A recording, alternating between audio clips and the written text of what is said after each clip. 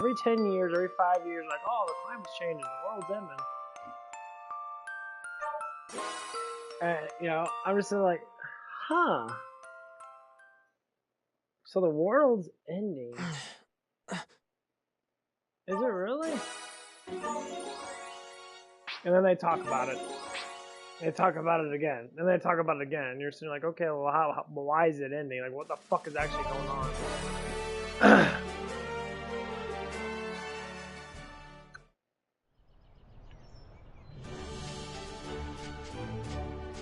Blah, blah, blah, blah, blah. Yes, I know. Yes, I know. Yes, yeah. Thank you. And like, so you get all these people that always talk about climate change. I believe in climate change when I was younger than that because of space, all bullshit. I realized it was just all fucking lies. Like, now that shit's real. Space is not what we think it is, because we have barely any proof of space besides bullshit images that are made up.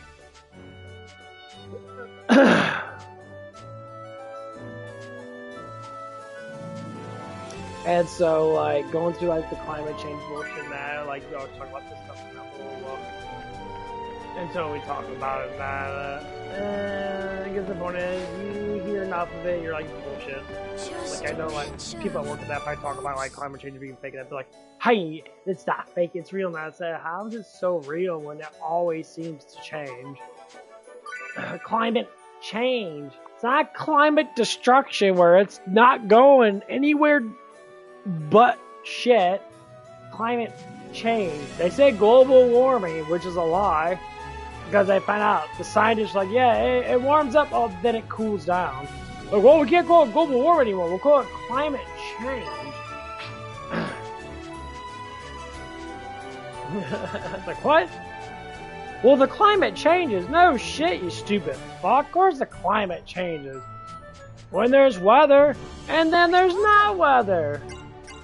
What are we making? It means it changes, you stupid fuck. See you around, hey! Wait a minute. Whoa.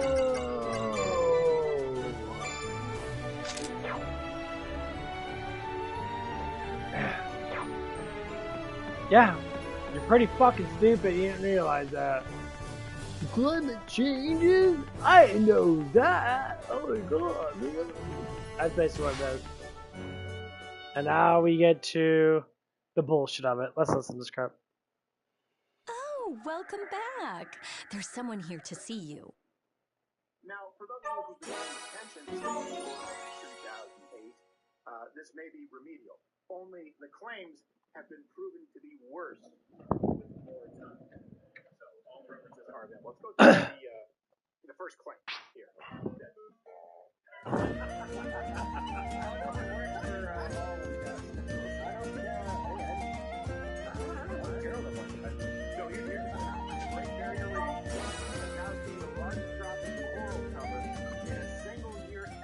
Because of what we're about to get, global warming with a quarter of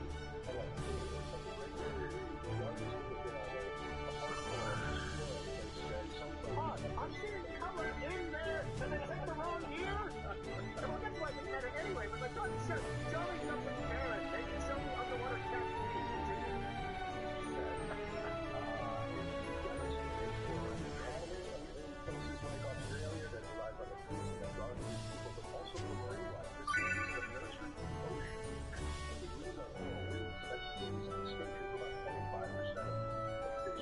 Oh my god, shut the fuck up.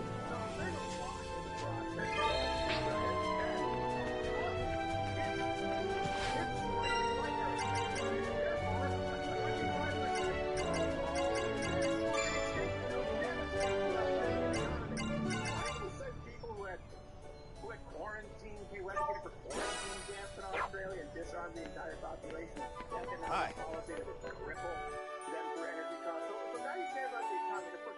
Of fish. By the way, I was in a zoo recently. I don't know if you know, every animal is endangered.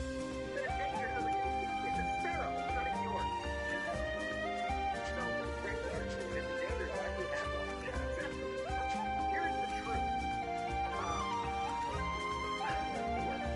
This unprecedented crop in coverage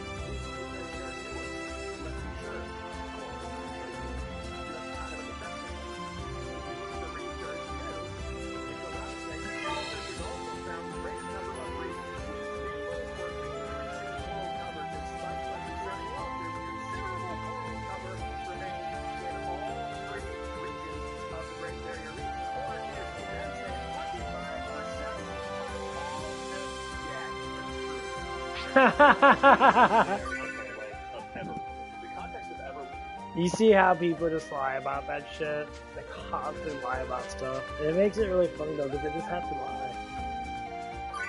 Yes, climate changes. Yes, I completely understand that. But like, motherfuckers literally lying about this shit becomes a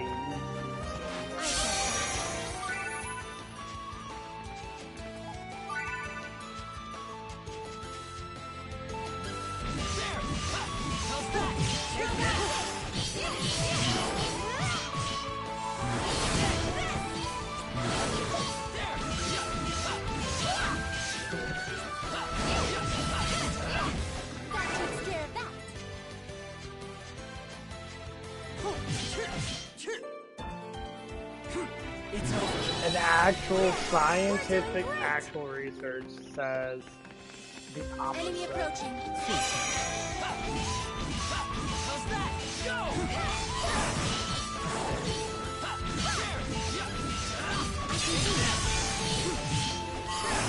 That's funny. So scientific research says the fucking opposite, and you guys are kind of just saying blah blah blah blah blah blah blah blah blah.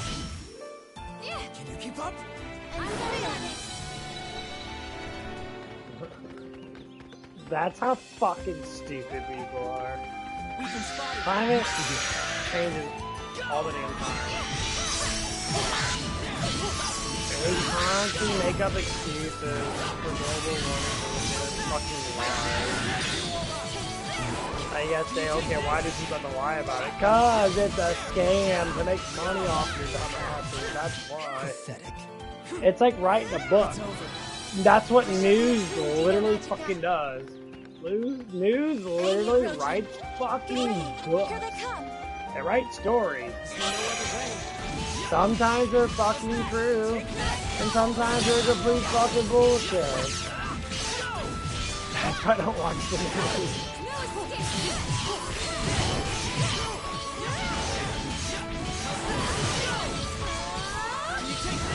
I'll treat your wounds. Yeah, I don't watch the news because of that. They lie right to your fucking face. They'll give you half of the actual, like, what's going on, and then they sit there and they yell in your fucking face and be like, hey, you know that climate's changing, right? And then they're like, oh, it is?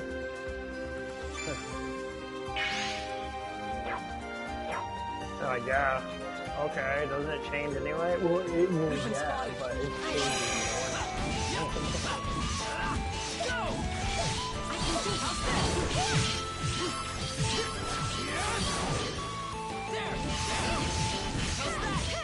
I'm feeling it. How about that?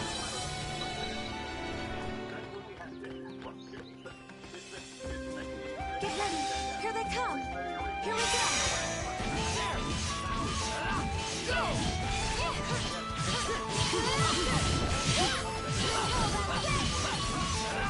Take this. How's that?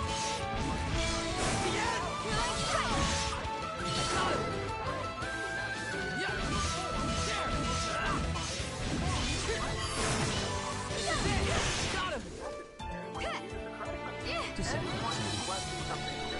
And if you see a pattern of behavior where they are always wrong when they're Get ready. Here they come. Let's go. How's that? Take this. Can you take this? How's that?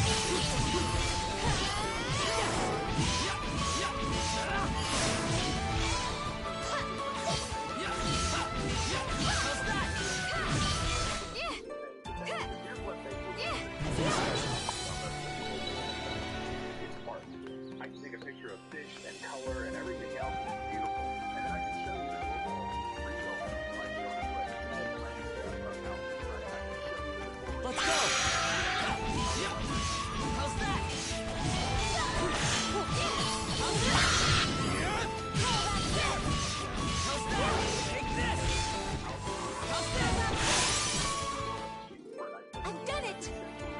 We have prevailed. My battles will never end. When it gets warm, it ejects into the atmosphere and becomes poisonous. Cool. Of course, the whole world is going up. It's no longer working. You're out. Plenty of other algae around. I'll grab these guys, bring them into that process. The water is on the way. Coral's like a sucker. Is there no other way? How's that?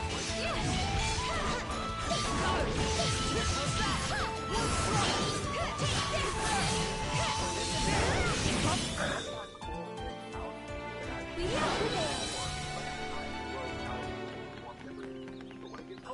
Seems there's no other way.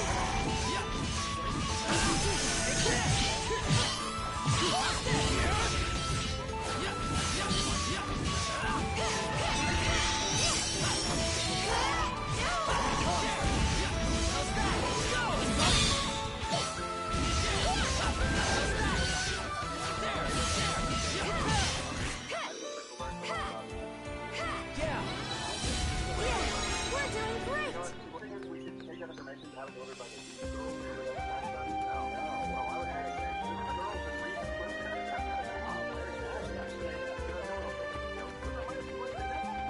Get ready.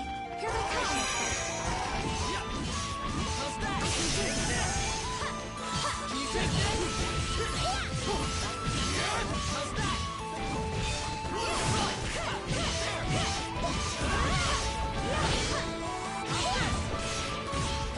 Yes! Disappointing. I shall be a true Diva Magica. Let's go!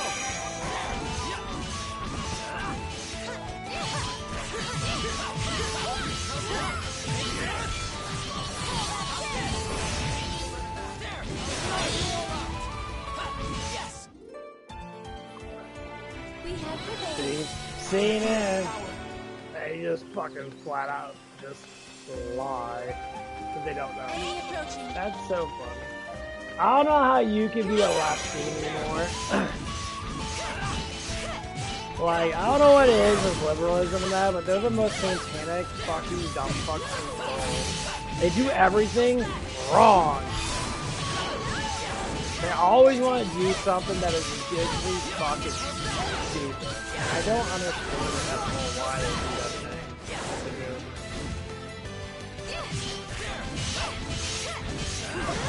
I got him! Like, I don't get it. Why be a liberal? Like, set yourself free.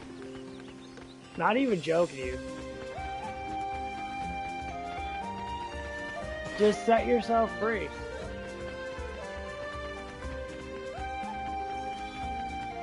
Like, I freed myself, and like, life's so much better. I actually know actual truth about life.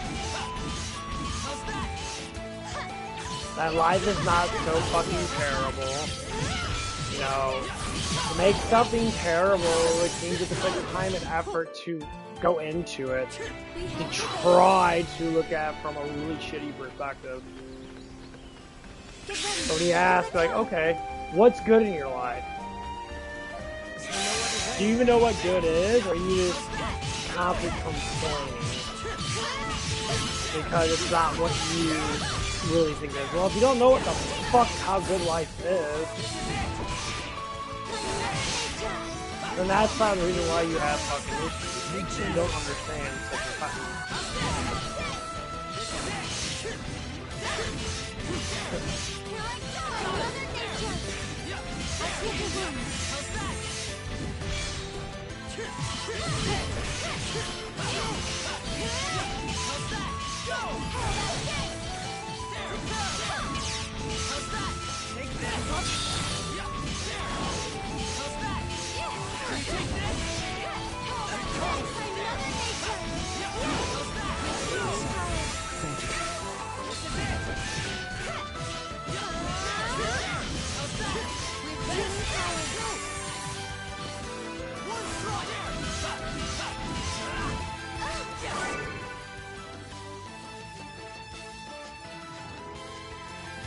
That was going for a long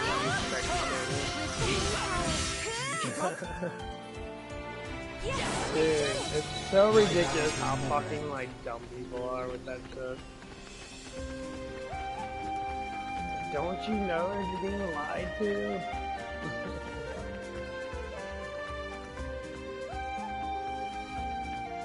And it's always like the lefty mentality people, man. The emotional, like, I don't know what life's all about. And they're like, really? Why not? You work, don't you? Well, yeah, you have friends, don't you? Well, yeah, okay. Like, I don't have friends, I have a job. I have a lot of social buddies. I have, like, people I don't hang out with anymore. I meet people occasionally, I have conversations with them. You know, it isn't people want to establish, I need a friend in that, but you never want to be fucking alone, even though there's people all around you. That's what makes it funny. And this is what people honestly do. They get upset and frustrated because they have to have someone to emotionally complain about. They need a fucking therapist with every damn thing.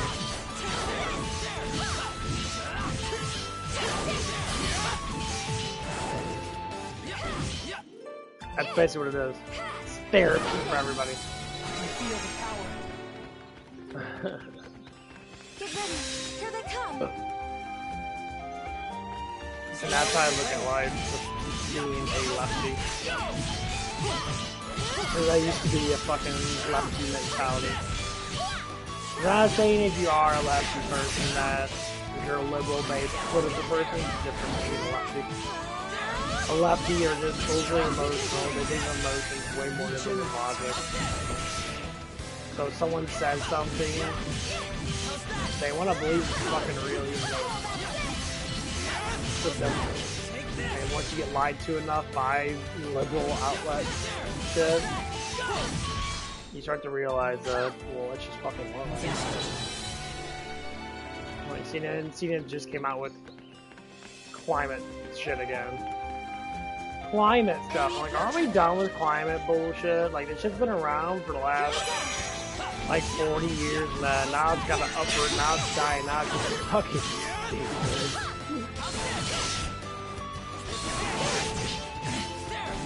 Who gives a fucking shit? The climate changes anyway. Like, actually do actual fucking research on it. Like, actual scientists are not politically involved with shit. They give you actual fucking answers.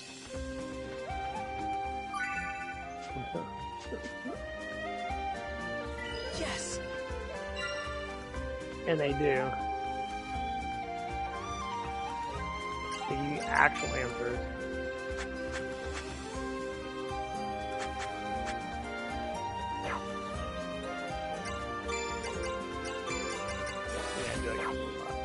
He's so strong. Get ready. Here they come.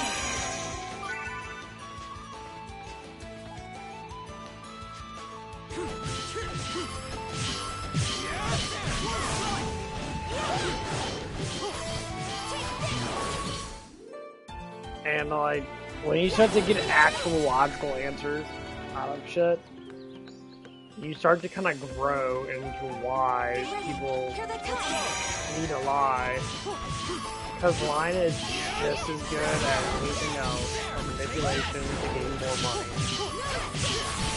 You want to see how rich people stay rich? For the most part, they make up shit. We're doing great. If people are actually fucking honest with life, and actually fucking honest, they wouldn't have to make up anything. But that's the problem. People are not honest most of the time. They make up shit. It's like at work and that. You ever notice at work and that, like, the companies will make up really fucking stupid policies? They're pretty obvious, you know? But they don't actually, like, go by that policy at all. They just make up something. You can ask, like, why they do that, you know? Because as long as they have the policy in that, they can reassure people that actually can find them. They can reassure them that everything's going okay. Like the FDA and shit like that.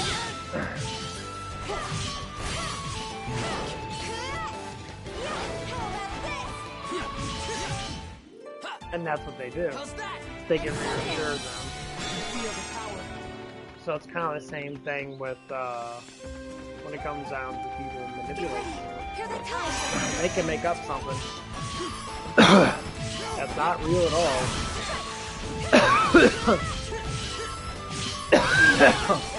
Excuse me.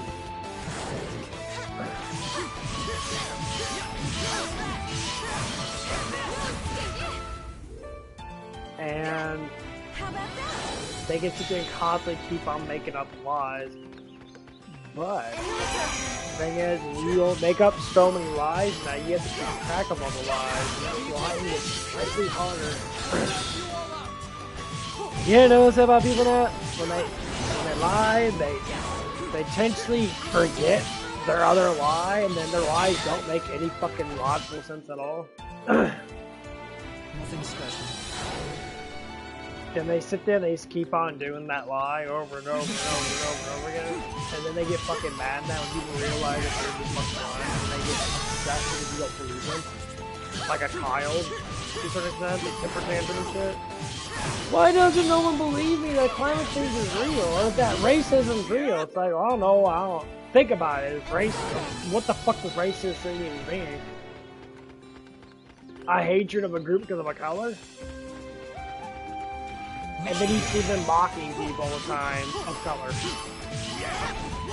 They like, don't believe their own farts that they smell.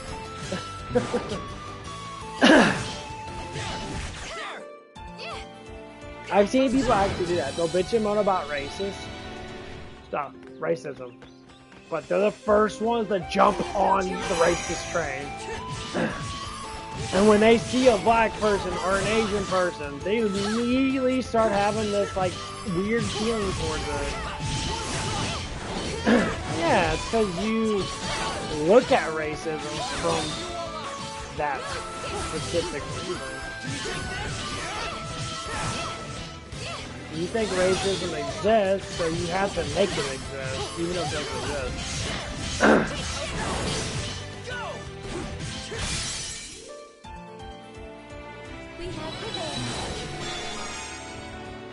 But when you look at the statistics out there about black on black crime and shit like that, it's extremely fucking high. And then people want to make up more bullshit like, well, and then what happens is you make up so much crap, people tend to use it for their own way. Like I had this one, saves us the trouble. This could be useful. I had this one short I was watching that. It's like I don't know, it's like a questionnaire for people in that. Like it was a cop, and then there was like some ghetto woman that's like racist cop shit, white people are racist, blah blah blah. And like the cop was actually talking to that about it. That he's like, you're racist, and he actually explained racism. And he explained racism like this to her. It's like, so you're saying you hate all cops. Doesn't that make you a racist towards cops? And she had to think about it. She's like, well, no. It's like, that's exactly what racism actually means. That's what it means. You hate a group of people because of who they are. You say one thing about them. Like, I hate this person because they're a cop. But you don't want to look at like feminism, for instance, like going to the shit. When women say, I hate all men, and then you're sitting there taking a dick from a man, what do you mean you hate all? Well, that's what it is to be a dumb fuck liberal. Like, you're a fucking moron. Like, you make no sense. You say shit, but you don't actually, like, mean it. You just say it because it's a word piece for you to yell and scream about shit. And that's it. Yep. Get ready. Here they come. It's easier just to make something up because your life fucking sucks that much dick than it is to sit there and actually look at the actual truth behind it. Just make something up. Guess what? You can keep on making shit up. The story continues. Life, once you start saying truth, the story ends. That's all make believe. It doesn't fucking work all the time. That's exactly what it is.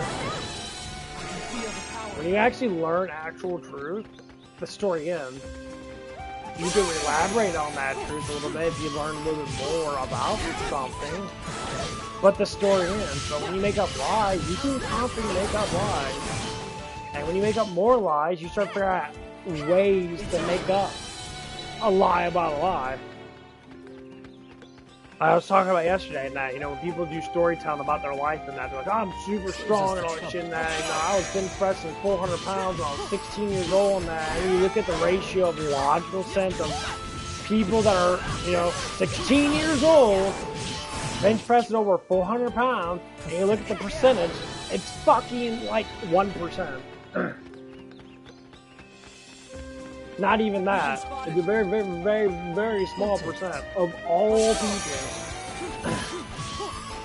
And then you can go through it again, like, okay, like what high school did they go to? And that, okay, so they went to this high school. Now you look at the whole entire man population, and you look at like, okay, how's this person do that?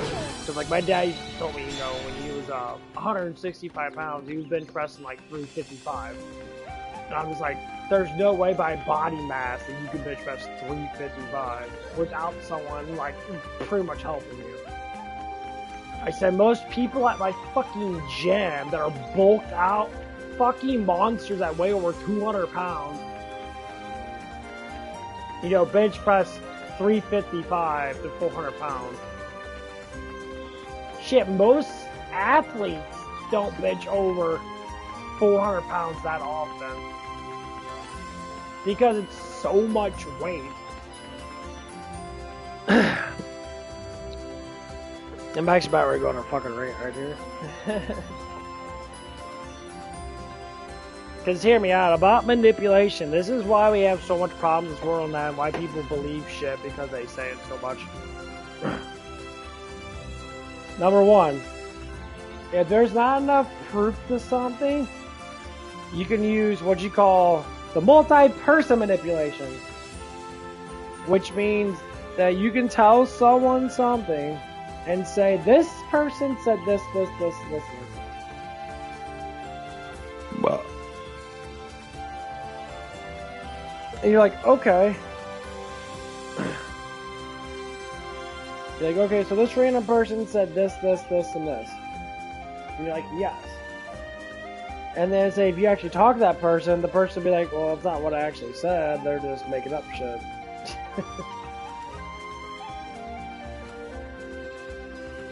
And then you're like, okay, well, why are they making up shit?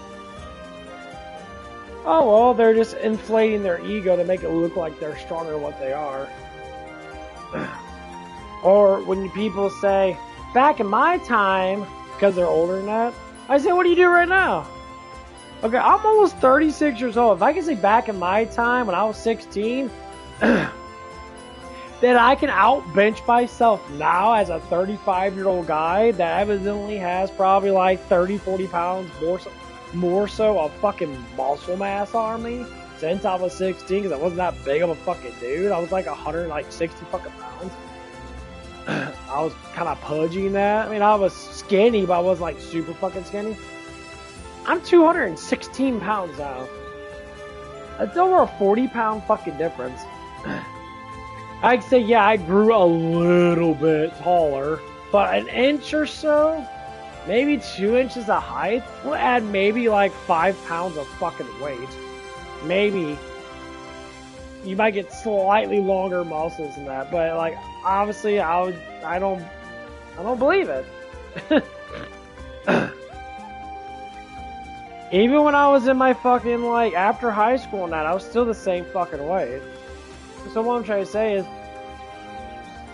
I was basically the same weight as my father, and this is that's the only person I can actually, like, talk about this, because this is part of the education about manipulation, how people make up shit that doesn't even, like, it doesn't correlate with logic, it doesn't make any sense. So I was, you know, I talked to my dad about it. I mean, I said, my dad, you know, we got genetic strength. I am not gonna lie about that. We're strong for men. I can tell by the way I lift for that. I can tell by how other guys look at me too. So when I look at like the strongest dudes in my fucking gym and they actually respect me because they see how strong I am, it gets to the point where I'm just like, okay, well, I get respect out of it now. Like, that's fucking cool.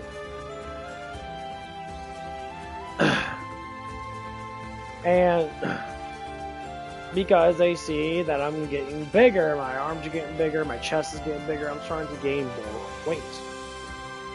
And some of the guys, well, one of the guys I know, like, both of them, like, I was like, how are you getting so big? Like, you weren't that big literally like 3 months ago. Like, well, I work out really fucking hard. I take a lot of rest days. If I hammer the fucking weights really hard in one day, I do 2 days of hammering weights, I take 2 days off. Always. And it really all depends on how I feel. Like, I hit my chest really fucking hard. My chest still, obviously, my whole entire chest still hurts. Yes, I can go back in the gym. I just ate a big ass fucking meal. I had, 5 eggs and 4 like little thin waffles and that. And I had some extra like carbs. I had some sugar. I had a little bit of syrup in that because it was like, okay, I need a carb up. I need to heal. So I got a little extra sugar in me and more carbs in that. I ate my, it was like 35 grams of protein in that. I'm having my coffee in that. Normally I don't eat when I wake up. I had to eat when I wake up because I'm still in pain, which means I need to get more protein in me. And probably the next like 30-40 minutes or so, when my stomach finally starts to digest all those eggs, I'm gonna get me 50 grams of protein. Maybe a little bit longer. I love this game. This game's super fucking cool. But just to listen to people. Listen to people how they tell stories. It's always about themselves too. Like if you just talk in general like I do, and then I'm giving you like, if you give like weekly information about like how you're changing.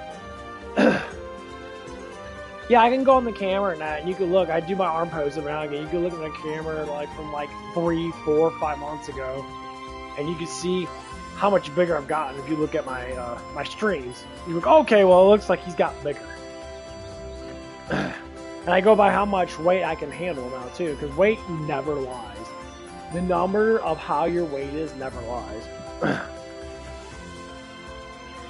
So I did my bench test.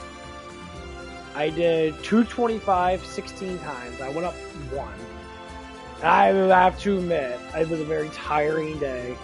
I had very low carbs in me, and I felt like fucking shit.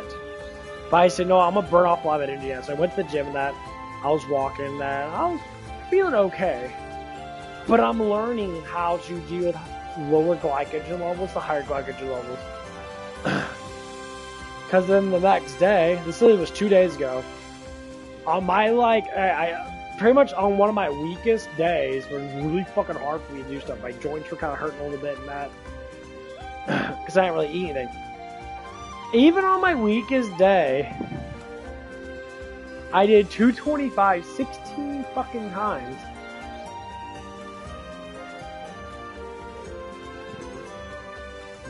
And the thing is, I wasn't carved up. I literally woke up. It was like 2 or 3 o'clock. I didn't go to the gym until later on. I didn't even eat anything. I ate stuff before I went to bed. I'm just like, okay, I ate a lot of food and that. I know my carbs. I know my glycogen. It's up there. I can be able to go to the gym and do it, but I couldn't work out worth shit.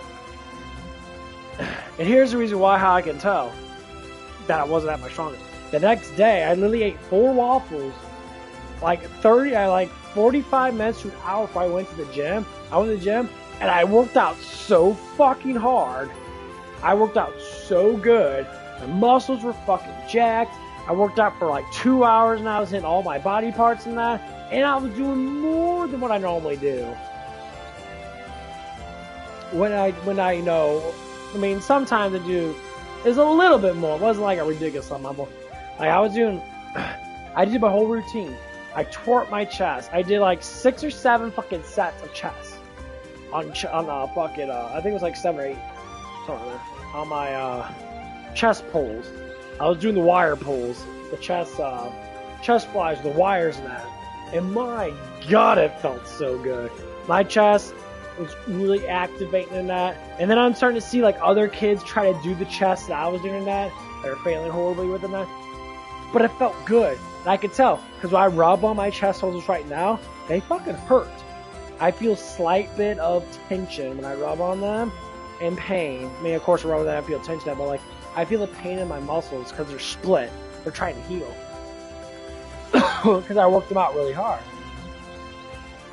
And then so I'm like, okay. So I hit my biceps and that. My biceps, they always fucking heal up really fucking fast. There's a little bit of pain in them that, but I'm sure about time I get this next thing of amino acids in me, that's probably going to start clearing up. So I hit my legs and that. I do a little bit of burn on my legs. I don't like doing legs ridiculous amount. Because to me, if you hit your legs, you know, like every other day, just enough just to get the growth to start. Just to feel that burn. And get a little bit of pump in there, you're good. That's how I do. Like, I don't do like everybody else does it. I don't like doing just pure one day doing leg days. The whole reason why they want to separate it, because like, well, you could go to the gym more. It's like, I like being at the gym. I like being at the gym for about an hour or two. I like looking around and that. I like seeing how other people work out and that. And then if I'm at the gym for a long time and that, and there's younger people there, I can show them how to work out and show them what I'm doing in that without actually telling them. So I'm in front of a whole bunch of kids in that, and you know, I'm walking around jacked as fuck.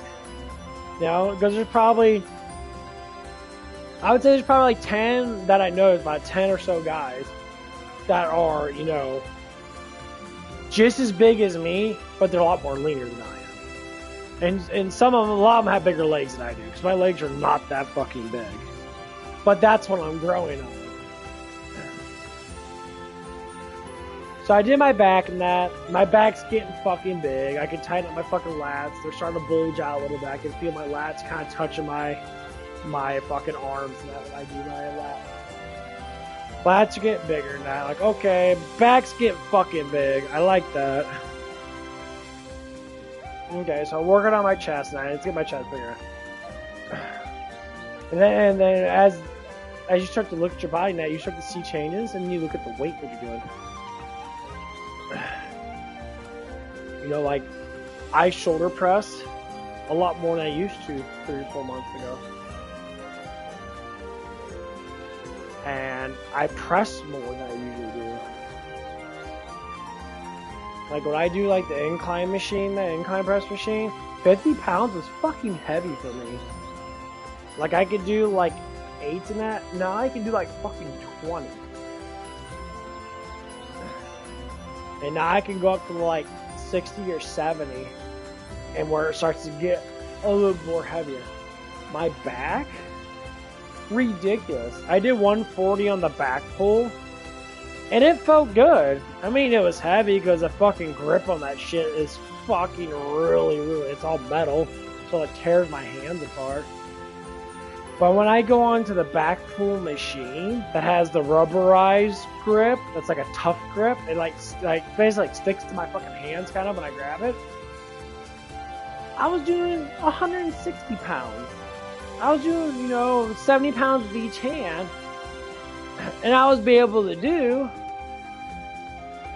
fucking 15 of them. So yeah, I would say, you know, having gloves on, having workout gloves on to where you could actually be able to grab stuff, the grip of it, you could be able to grab it without fucking up. Your weight is going to increase. Like, people say I do Versa grips and that. I don't think you should do Versa grips. I don't think you should do the grip thing where it wraps around your wrist and that, let it hang on your wrist and then you grab it. I mean, I get it, but like, you can just buy gloves if you're lifting a lot of weights and that. I mean, you're gonna get calluses no matter what. I don't like calluses because calluses get really, really rough. And like, if I had a girlfriend out, I was rubbing her back and that, my calluses would probably like cut her fucking skin because they get so fucking rough. They cut my fucking skin. And like, luckily I wash my hands with moisturizer and that and shit, so I don't have to have like calluses that are like razors. But the whole point of what I'm trying to say, people love the storytell to make themselves always look better. And I understand, but like, if you actually speak the fucking truth, and you speak the truth a lot, and then people start analyzing you, which is how you find people that are lying in that, and they start to see, all you need is one person that tells you proof. So, for instance, that I was at the gym and that, I saw someone that I saw at my job. He comes in, his family or whatever, siblings work at my job, 2 of them actually do, and I saw him.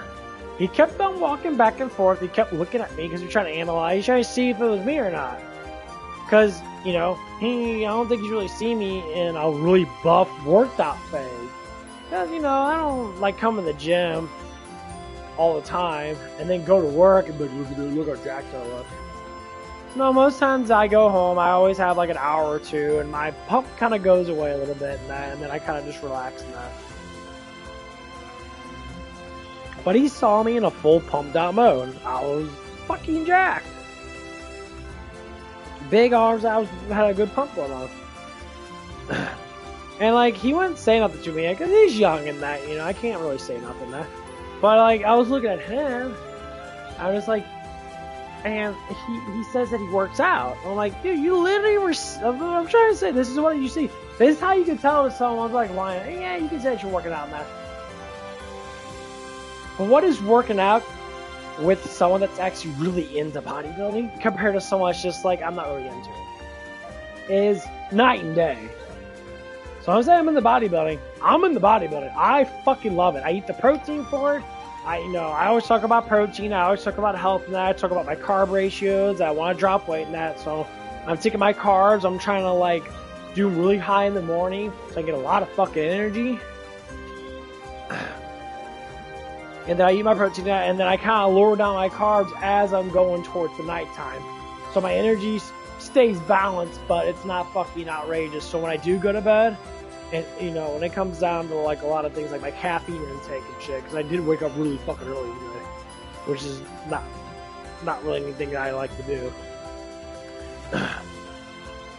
But I feel great. I had a really weird fucking perverted ass dream. It's fucked up. It was just a perverted dream. You know, why not? And like, so I'm like sitting there, and like I'm analyzing him and that, and I know he's analyzing me and that, and I'm still working on that. And every time I see this person, that he's like, you know, dude, you're on this fucking phone, he's just sitting there. Like, okay, you don't know what you're doing. You think that you're just strong enough. I said, well, okay. I want to talk to him like, hey, it's like, what are you doing? It's like, well, I just got to working out. I'm like, what'd you do today? Well, I did some chest, and I was like, no, man. Do some fucking chest is doing like 20 fucking sets of chest. And honestly, if you can't do 20 sets, let's say 15 to 20 sets. Of course, a lot of it's starting off with warming up. I do lightweight stuff and that. And I go up to heavyweight. It doesn't matter about the fucking weight. More or less likely it matters about the constant pressure on that muscle that actually splits it, that actually feels the pain. That's when you know you are doing something. Like the first 2 sets, more or less likely, you're not going to feel as much pain. You're going to feel a little bit. But then when you start doing supersets and shit, and you drop that weight, and you crank out that crap, and you feel that pain in that's when you know you're building muscle. You're sitting there just like growling through a little bit of pain cycle and that. You do your big stretch and that, your chest is just on fire and that, and you do it again and that, and oh my god, it felt so good. Same thing with my legs and that. So me personally, I'm getting in that routine. This year's gonna be a good year. What's next year gonna be like? I don't know. I think it's only gonna get me I think probably by next year and that. This, like, September and that. I'm gonna be a whole new fucking man when it comes down to, like, muscularity, discipline. My mindset's gonna be different. I'm gonna have a lot more energy. You know, because I don't lift super heavy weights. I do lightweight works out. You know, when it comes down to muscles that are not that developed in that, like my legs and that. I used to do a lot of deadlifting, like heavy deadlifts for my body and that. And like my legs could never fucking keep up. I always tear my hamstrings really bad. Now I'm doing lighter weights. I'm getting more into the motion of it. Because, unfortunately, I got weak legs. I'm not gonna lie. I mean, are they getting stronger? Yeah, everything gets stronger now. But I was listening to, I was watching Black Clover, an anime, and that's called Black Clover. And one of the captains that, this is how, it's like really cool how I like these animes and that, where they're like, they always have one character that's like a developmental character. They always go like, you can get stronger if you want to. And so he was talking to one of the other captain siblings. And she was outcast because she didn't know how to control her magic, and she's very emotional, you know, waffle type. Like, and so the other captain, you know, he knew the other captain of the sibling that, and so he was talking to her and that, and he was more the respectful captain that he says, just because you're weak in that doesn't mean that you can't get stronger. It's your choice to stay weak. It's like, it's also your choice to get stronger. You can always get stronger. That's why it's called training. So when people immediately just say, I'm weak, and they're like, I could never get stronger, you never try to get stronger. You never try to get smarter. That's how you get a bunch of these crazy-ass liberals and that are like far lefty people and that. They believe in liberal politics, but they're far lefty people. They hate on people that love God because they're not meeting expectations that their parents put upon them, and they're the ones that are very, very heavy and hating. The child only hates when the parents hate. Like, I grew up with a lot of anger because my dad was always angry all the time over really silly stuff. Now, he wasn't like super fucking abusive, but he got angry over really silly things. And like, a lot of it was the same shit. So I grew up with exploding with anger. And you know, me and my middle brother were always like that. Now we're not. I'm actually the complete opposite of what I was 10 years ago. And so, just knowing that mindset that I changed over to, how did I change? I actually started to learn logically about negative and positive emotions. So I digged into emotional psychology and I started to learn, why the fuck am I angry over shit? If I think logically of it, most times anger is just pity. It's pittiness. Why did that happen? Once you know why, you stop being angry. That is 100% right. When you lack knowledge, some people just don't care. They're like, well, it doesn't make my life any better, so I don't give a fuck. That's kind of a good way of putting it. If it's something stupid, but see, that's what it is. Going back to the lying and the manipulation thing. When you're being lied to, because I was a climate change person, I was a COVID person, I believed in all these natural disasters that were never fucking happened. Like the big worldly disasters, like 2012, the Y2K shit and that.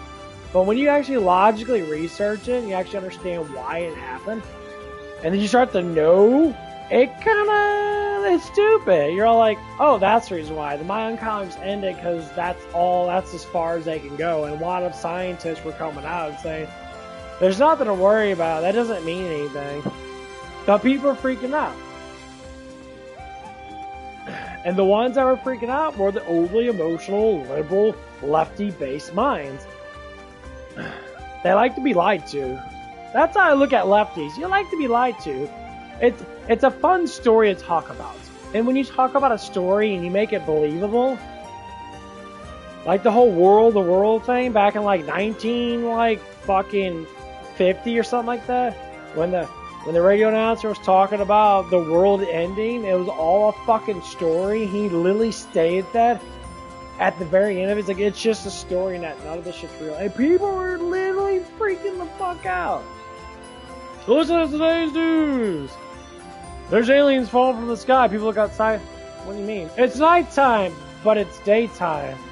That's how it was. Like, people are literally like, they're freaking out. So as you go through life and that, once you learn something, it's hard to unlearn it. But when you learn the truth about something that you were lied to about, the truth always sets you free. Where does that come from? Lord Jesus Christ stated that. He said, the truth always sets you free. I am the truth. I am the one And the only word of God, I am who I am. My truth, which is God, will set you free. So you see why people that are, I guess, Republican or righties and that, or just people just believe in God, they don't give a fuck about all that shit. Because honestly, I'm getting to the point is Jesus is everything to me. I don't care about all that crap. Am I the perfect disciple of Christ? No, not even close. I have to say that's a working matter.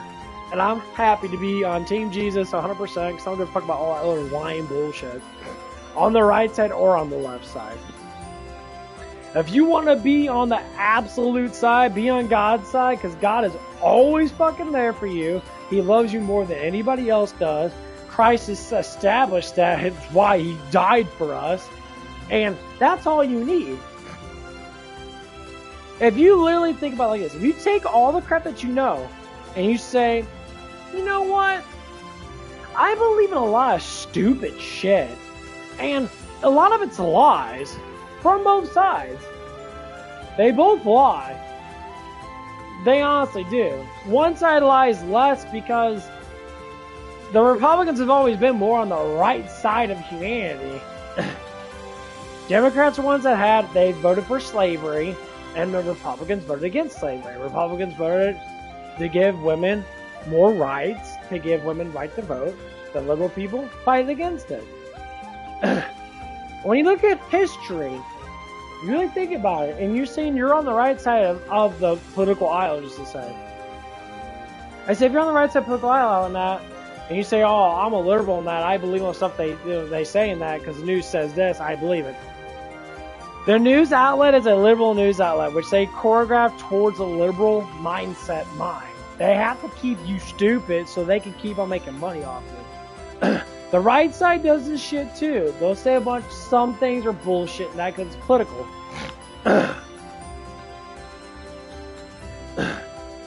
Like there was a transgender shooting up a Catholic fucking church or whatever it was. Transgender! Fucking shot and killed 2 fucking kids and injured a bunch of people in that. So what is this doing?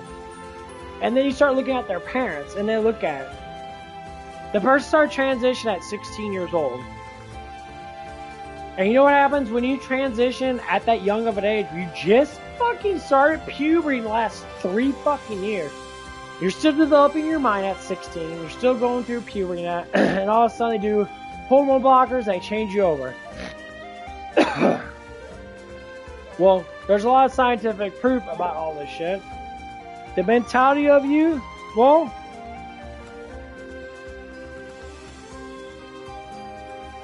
you know what really happens with that?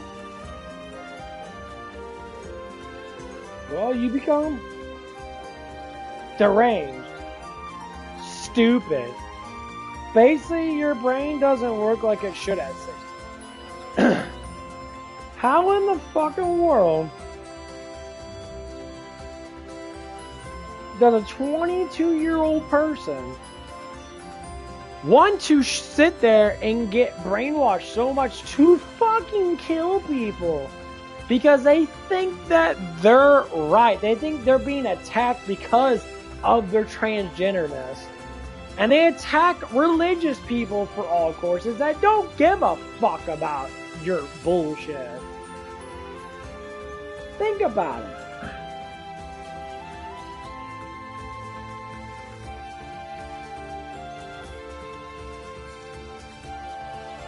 And then you get to that point, it's been happening all over the country here and there. So why are they doing this? They're saying, well, Christians and Catholics, people that believe in God, don't want me to transition. Actually, they don't care that you do it. It's just against their belief. Now, that means that they're against it. You say they're against it. No, you're just fucking crazy. And your mentality's fucking broken because you make no sense. That's all we're saying. We're trying to make sense of the situation. People mutilate their bodies all the time in a satanic cult. That's what they do. You look at all the cults of the world on that. They always put big ass rings in their nose and talking like this. Or they put rings in their fucking ears. They put rings through their fucking jaw and that. You know what that mutilation of your body means? You're going against God himself, trying to say that you're better than God in some senses.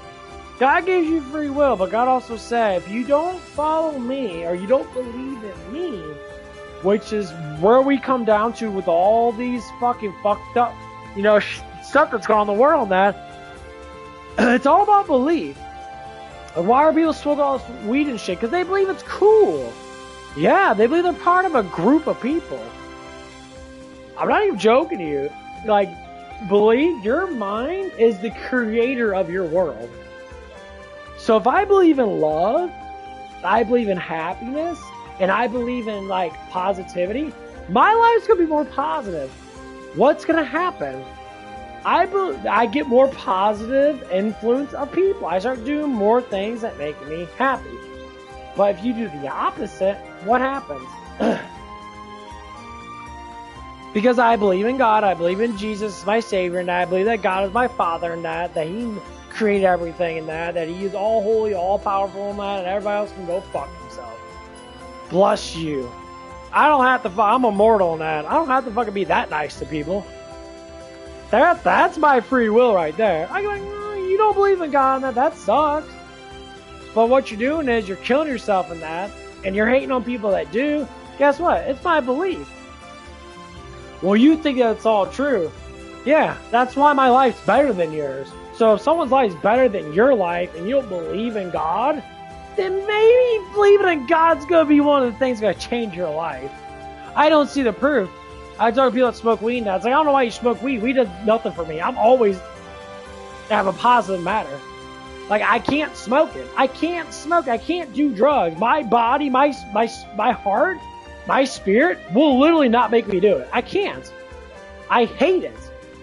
Like, people that smoke cigarettes now. You know where all it starts? The drinking and smoking, it all starts because you're not fucking cool and no one fucking likes you. Why are you not cool? No one likes you. That's what you have to ask. You start asking questions about shit, and you start realizing, like, well, people don't like me now because you're a native fucking twat waffle. That's the reason why. Because you're a follower. That's actually the reason why. Well, make a twat waffle sounds more funnier. Because you're a follower. And you want to follow a fucking trend. You know what makes a really cool person? Someone that follows their own heart. Someone that progresses and gets better. You say, well, why do they like that? They said, why like what? Like, why am I better than what I used to be 5 years ago? Fucking 6-7 months ago. Way better. Different person. Because I'm following my heart. I'm following my desire to do things. I got desires, and I want those desires to be met. And God is going to help me meet those desires because that's what I want to do with my life. It makes me happy. And like it says in the Bible, God wants you to be happy. He gives you things to make your life better. So, I stay away from the women. I work out. And I work. I stream. I talk about, things that actually kind of matter in the world. Like belief and how your mind actually does work. And then I'm happy. I'm doing the things I want to do. That's the point. I know people that like music and that. They want to make music. Make music. Sit there and buy like recording shit and that. You can buy that shit anywhere. Anyone can fucking do it now. You can sit there with a computer on that. And get a really good fucking like headset and get a mic set that like goes in with your guitar, and you can plug your guitar to your computer and play in that. Or whatever. And you can record your own shit and you can modify it to make it sound slightly better than that. And guess what? You just made music. See, like the world's technology is getting better, and everyone should be doing what they want to do. So why are we sitting there constantly like each other?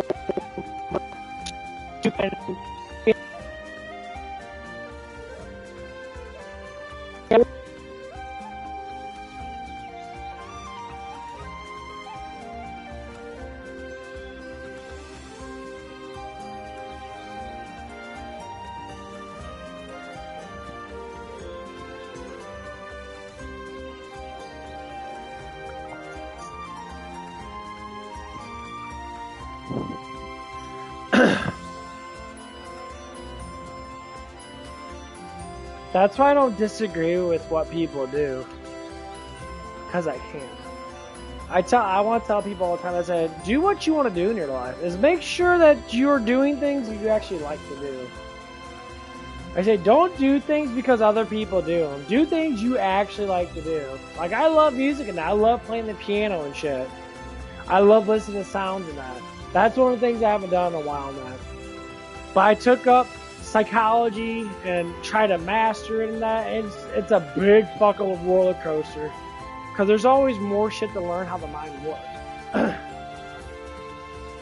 Like, one of the things I got into is chi. Or in, I think it's chi or, what's it called? Like your sixth sense shit. Chakra, shit like that. The flow of energy. I started researching that. I started doing little tests on myself and that. I do massive, heavy meditations. And I try to feel energy around me. And guess what? This shit's fucking real. Chi is real. Energy is real. It's all around us. We walk through it every day. We don't even notice it. Yes, chi is real. Now here's how I know what it is. It's that sensation sometimes you feel when you know something's really scary around you and you're like your hair stands up. You know what that is, right? You're walking through a type of energy that your body's reacting to without you notice what it reacts to. But imagine you can harness it. Normally it's a fear. And sometimes it's not. Sometimes you just get it out of nowhere, like goosebumps and that. Or your hair starts sticking up. That means your body's surging, your nervous system's sparking energy because it's telling you something.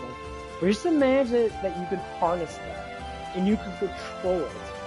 Just imagine it. Like, Buddhas are not fucking lying. The Shaolin monks and that, they're not lying. Like, you can control the fabric of your body just like you can control your own personal time. And here's how I notice that. I always talk to people, I say, when you're really bored now, doesn't time move by really slowly? Or when you're like sick or you feel like shit because your mind's like dehydrated or something like that. You notice that time moves by a little bit slower than normal?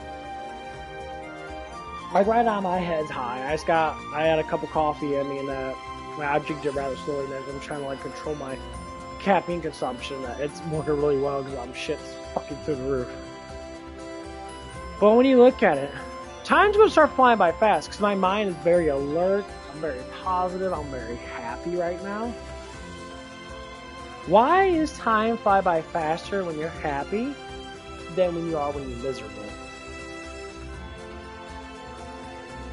Just think about that concept. I think everybody knows it. Have you ever played a video game in that, just say, or you watch a TV show you're really into, and like you're like episode after episode after episode goes by now, so you get like 4 or 5 episodes in, and you don't look at the time at all. And also you look at the time, you're like, wow, 4 hours went by already? Well, fuck, I gotta get ready for work. I got 45 minutes before I have to go to work now. I thought I had like an hour and a half. You ever notice that we can trick ourselves to make time go faster? You ever notice why? Why did God make time like that for us? Because when you're happy, just to say, and you love your life, you love what you do in that, it's supposed to go by quick. Because you're enjoying yourself. You're doing things you want to do in that, and the day goes on smooth as butter. Because people think of time as like a river. And what happens when time, or say a river gets dammed up because you don't know what you're doing that, you're sitting there, you're miserable in that. Think of a dam. You trickle through there, so time moves really fucking slow. Look, I don't know what to do right now, man. I'm so fucking bored now. Boredom leads to trickle. So you dam up your own time, and you trickle. And a lot of times it has to do with food, you're not sleeping enough, or stuff like that. Because your time starts right when you wake up. You sleep, your time stops. Because you don't know that you're sleeping for 5 or 6 hours. But that's the fun thing about it. So time doesn't exist when you sleep inside your mind. Because your mind is what gives you the time. Your mind is what relates it. So if God gave us the creative power of controlling our own personal time, it doesn't actually move faster. It's still the same. But in our mind, it delusional us to move faster. Or it's an illusion. Delusional. Whatever. It's an illusion. So take place. Time is a fucking illusion. Is it real? Yes. But individual times are different than everybody else's. Like, so I might get home from work and that. I sit there, I get prepped for eating food, and then I get prepped for go to bed. It already leads to me fucking jacking off or something. Because that's what I do. I jack off before I go to bed. Why not? Sex is great for when you're trying to sleep. So, I go to bed. I do stretches and shit, most likely. Now I like to do my stretches and then I go to bed. And guess what?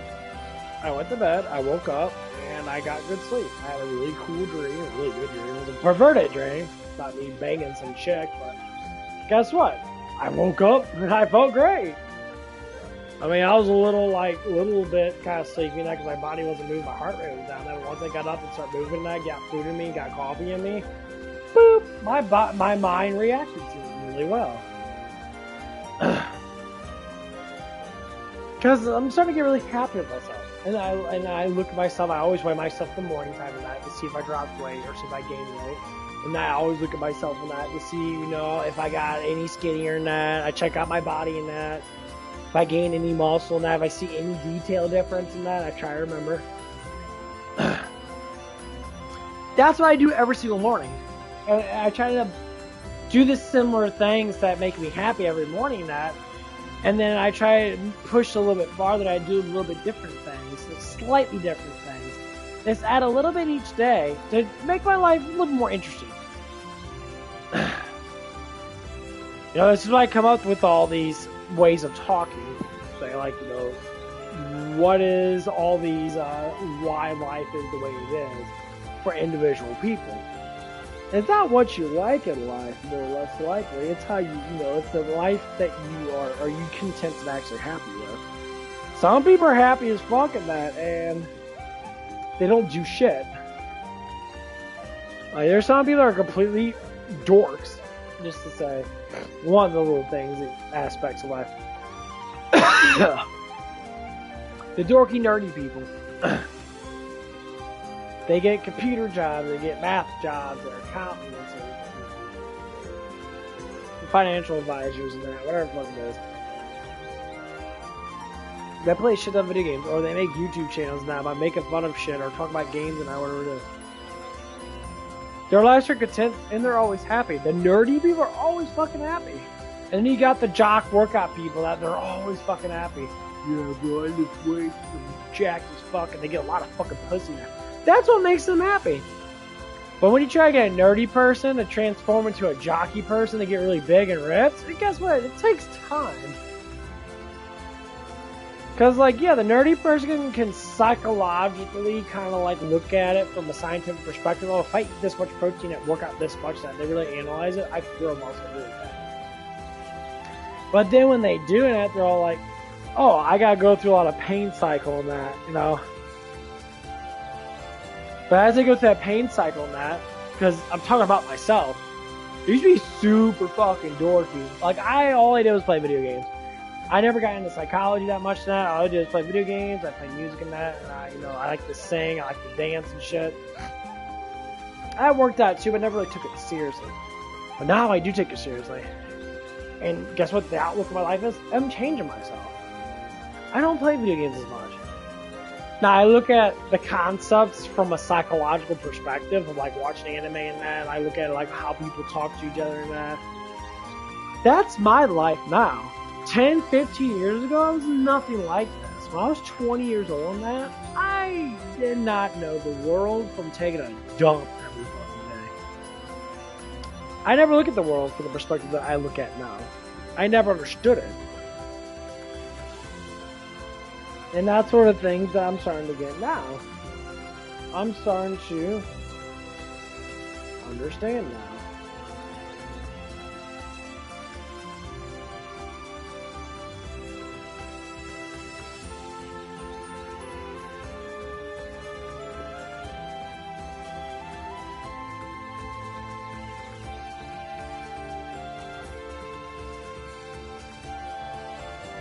So right now, the perspective that I'm looking at with life and that,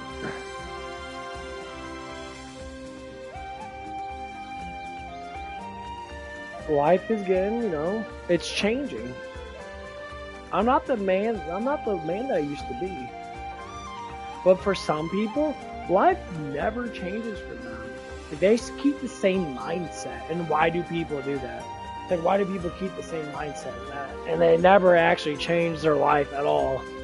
A lot of times because they're content with life itself. And they don't want things to change. And that's when you get to the point of where I'm getting at with the manipulation, the line and shit. Life constantly changes. It never will stay the same. No matter how long or how many times. The only time life can stay the same to a certain amount of that is if you literally just forget about shit and you start all over again. Like 5 or 6 years down the road, and that like if I change my hobbies around for a long period of time, and then all of a sudden I go back to the old ass hobby, the interest of it would be probably a lot more aesthetic. I would actually like to do it more. It's like playing a video game. I haven't played this game in a while, Matt. I had a game and that. I'm like, I'm gonna start all the way back over. That. Do I remember all the stuff in that? Yes. But do I enjoy this game? Yeah.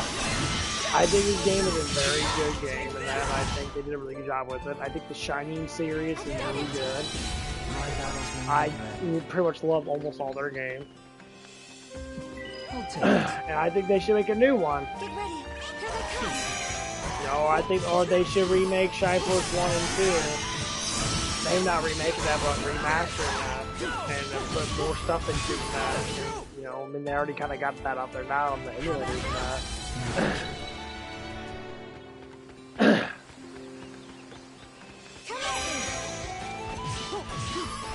But yeah, I really like this game. Well, it's like Borderlands. You know, I was playing with Borderlands 2 and that. My last stream and that. Borderlands 2 is amazing. Being that Porkland, the badass creator of 2, or fuck it's called that. That's like the best, one of the best fucking DLCs.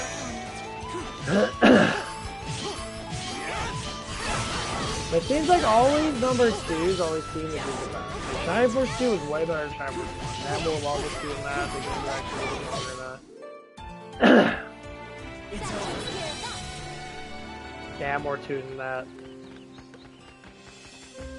You can do the whole mithril thing in that, but Shining Force 1 is still a really good game. The music's still good, and it's still a really good game. And the level up of that, you learn certain things. Like get to level 20, and that is a huge fucking boost for some characters. And that, like Arthur, I never got Arthur up, and Arthur ends up becoming like the strongest fucking character in the whole game. Like he is the strongest character in the game. Like the dude is a fucking monster now.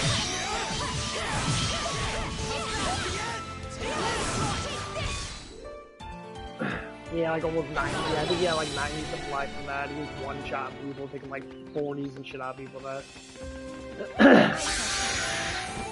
And I get someone like Gong. Gong's really good on promoted. I got him level 20 in that. He was alright in that. But the best person was literally Arthur. And Blue. Blue is really fucking strong. But Blue's always strong if you won't fuck that.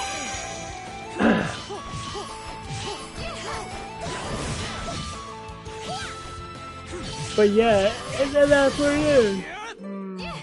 I would say. Yes, we did it!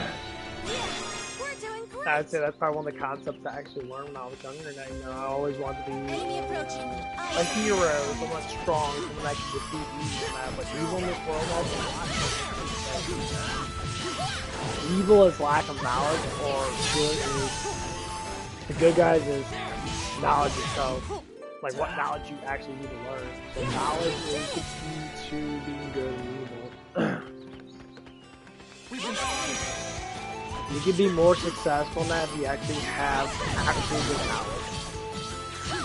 But a lot of people are very less successful in that because they have bad knowledge.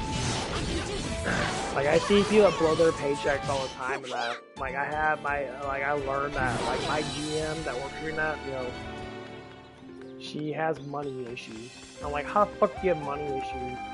You literally make like $60,000 a year. That's average, like 4-something thousand a month. Enemy approaching. Not even, that's over 4,000. You take tax away, you're making like probably like 52,000 or something like that. Over 50,000. You're still making over. You're still making right now like 4,000 something about. Your paychecks are at least over $2,000 a paycheck. And you probably get overtime, like base stuff too. Feel the power. How are you from paycheck to paycheck? And then you start to learn. Enemy approaching. Why is it like that? Well, first off, because they lack knowledge. That's the reason why. They're lacking knowledge. Stupid, dumb, idiot, whatever it is. Because people don't. I say like this: if I made that kind of money, there would be no way in hell that I would have like. If I worked as a GM, just to say, at the where I'm at now, or even working at making, you know, constantly making $1,300-$1,400. That's how I was making at Zipsnap. I was working a lot of overtime pay, and I checked out my paycheck. And the biggest paycheck I had was like $1,500. So I worked like 75. I worked like 120 hours like that. But with taxes, I got hit with an overtime tax, which I ended up having to pay fucking taxes. Something like that, I think. I can't remember. Get ready. Here they come. And it was fucking stupid.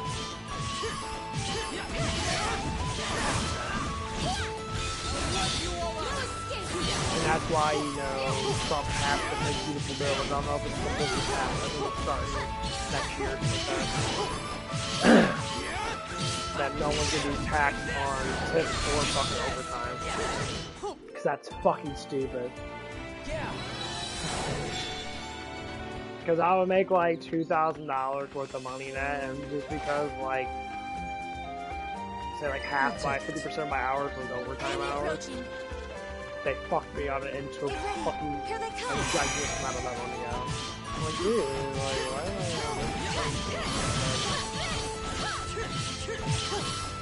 overtime is 50% more money.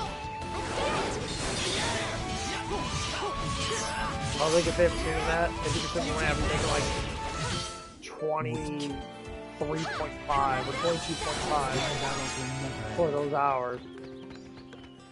I worked 20 hours, that's over $400 fucking dollars just in that fucking week that I made. Yeah, exactly. Complete fucking bullshit. So then it's all about what you spend. Like, I haven't checked my account. I'm getting paid this coming up Wednesday, actually. Soon, Tuesday.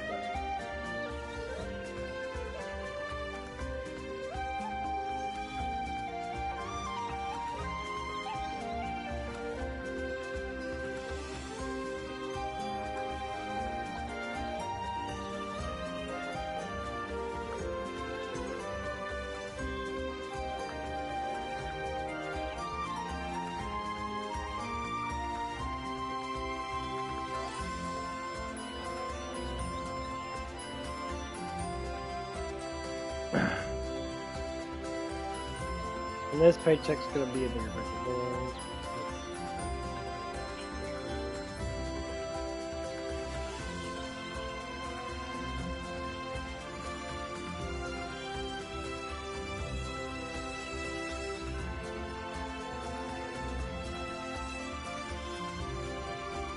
Here's a gearbox. A gearbox, boss. Brandy Pitchfork is a little nervous about Borderlands 4 because it can be harder than the previous game, and not everyone wants big change.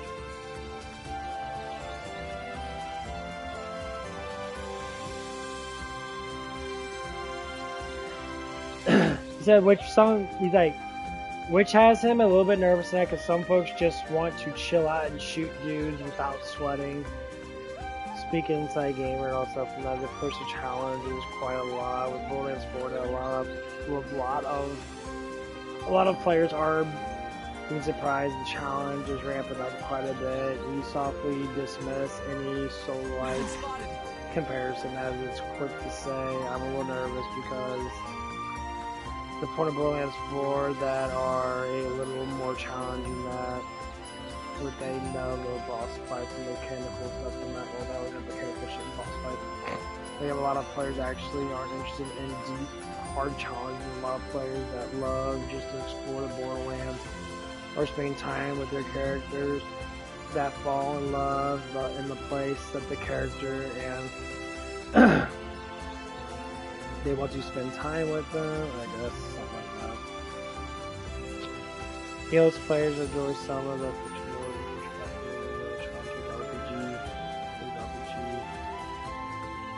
bones of the Borderlands. I mean, I get it.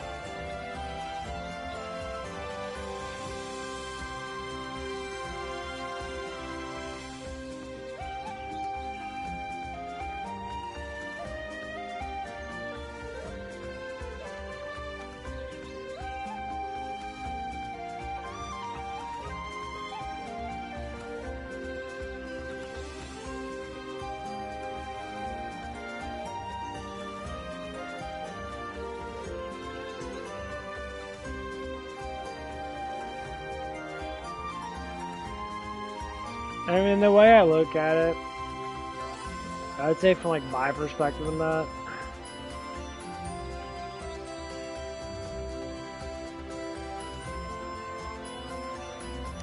I would say it like this. Borderlands 4, as long as they have a lot of fucking shit to do.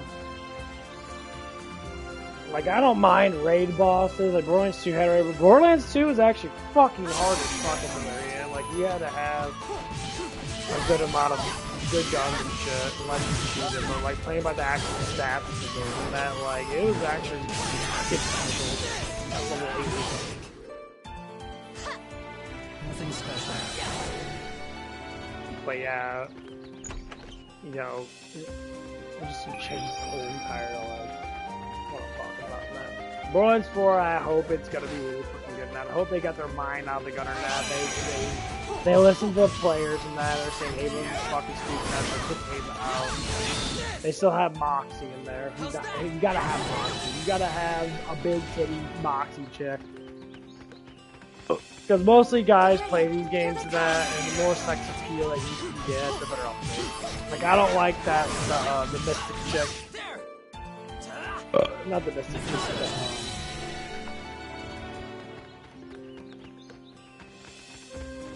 the fuck's her name?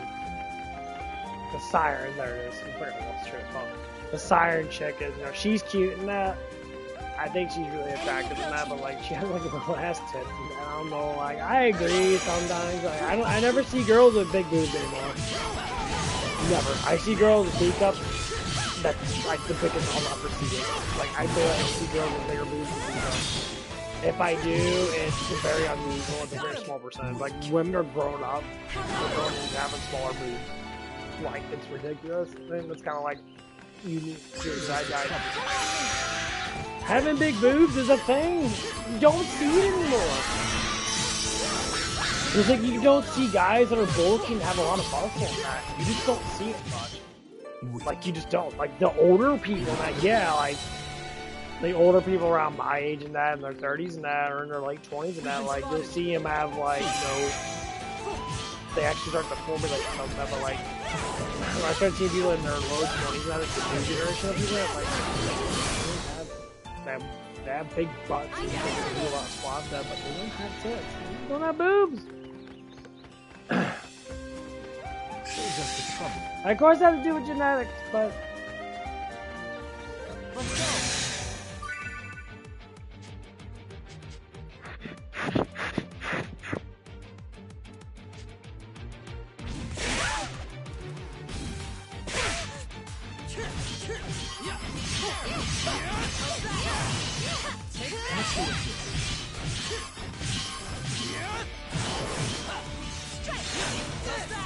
that's what I've noticed.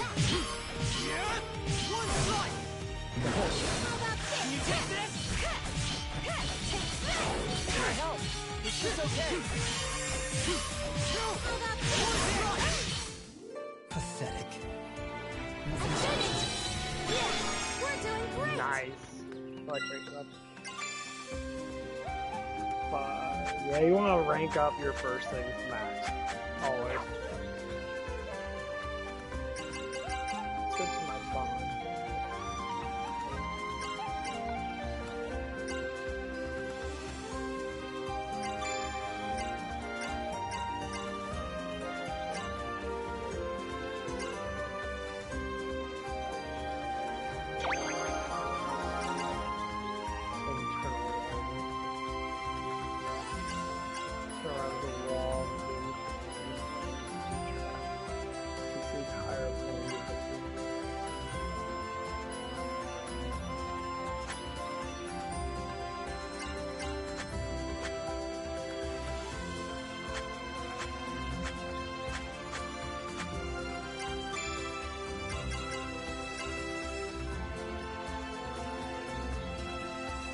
Get flash once lost everything, begins to walk a new path.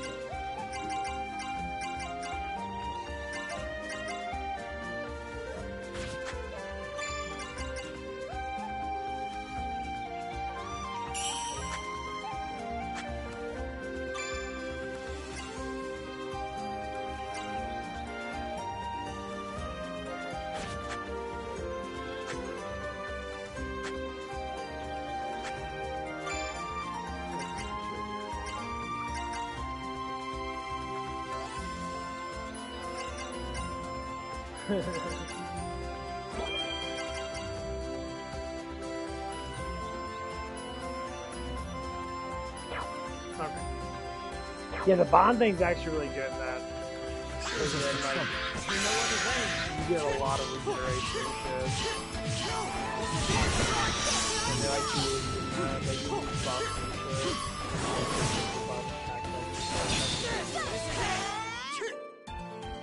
Yeah. Feel the power.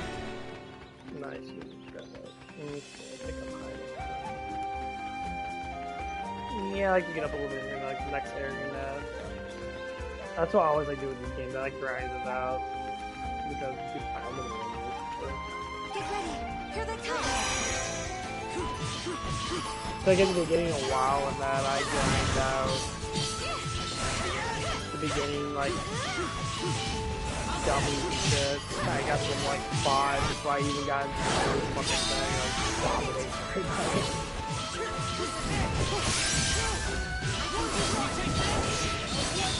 I was just getting up so high.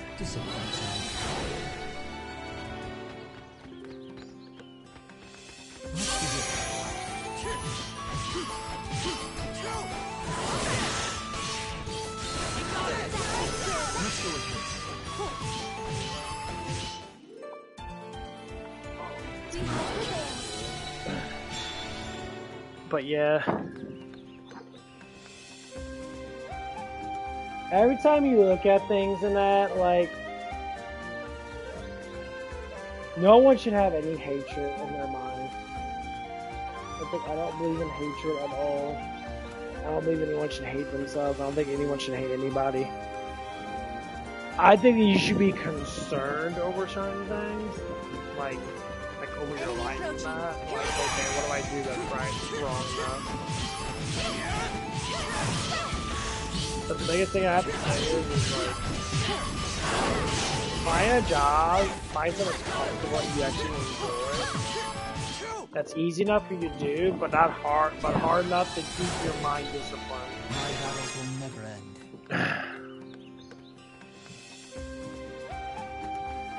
You know, you want to keep your mind disciplined. That's why you want to have good hobbies that are hard, but they're not so hard that you don't want to do it. They're hard enough to where you actually learn it because you enjoy it. Like me, I bodybuild and that. I do psychology research and shit. And basically, research is anything with the mind and that, because the mind is a very unknown thing. So, and people know a lot about it. They don't have like. It's like individual culture and a lot of mind, like, research and that, but they all don't. Like, you look at, like, chi and chakra and that, like, what does that even feel like to have? Well, breathing techniques and mental meditation and focus and that, you can determine relaxation, you don't stress out as much. Because when your body's at rest, your body regenerates more, you feel more, you're more accepting to not being sick. You feel better in that, you're more neutral-minded, you don't like really give into stuff in it because you know it's like a negative thing in that, it's like I don't want to be negative.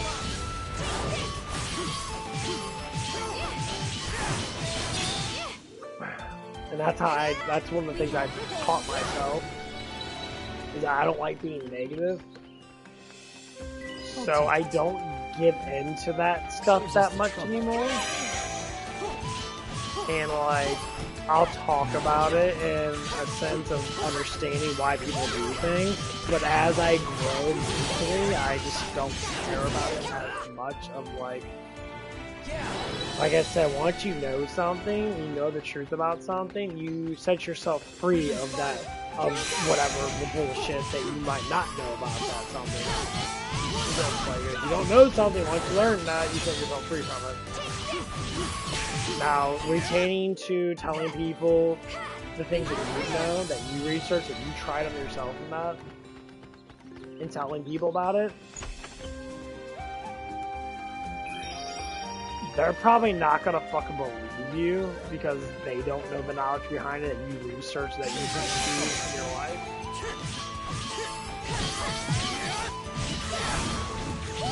And that's kind of one of the biggest things that's really fucking hard to do, is to have someone else who talk something, because if their beliefs are like, well, I don't believe in that and this and that and this and that, you're gonna be like, okay, I have to explain like a little child because they don't know anything. That's how it works. You explain to them like they're a little kid, and then you're like, okay, well, look at it from this perspective. Saves us the trouble. Like I tell men, I say, why do you have sex? Why do you want to have sex with somebody? Why is sex so fucking conclusive to you? Like, I get it to a certain extent, but I also don't get it because I don't do it myself.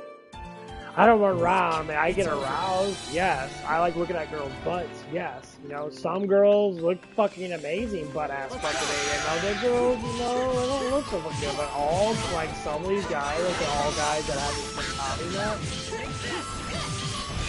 they put their dick in everything. And I never understood why. So when I start researching that, oh, it's immaturity. They're not thinking with their head, which they don't think logically. They're thinking with their dick. And same thing with women. Like, when women only think with their privates, they want that extra explosion of fucking dopamine. because it makes them happy. And because I've talked to women about this, so I already know the answers to this stuff and that. It's really obvious to me.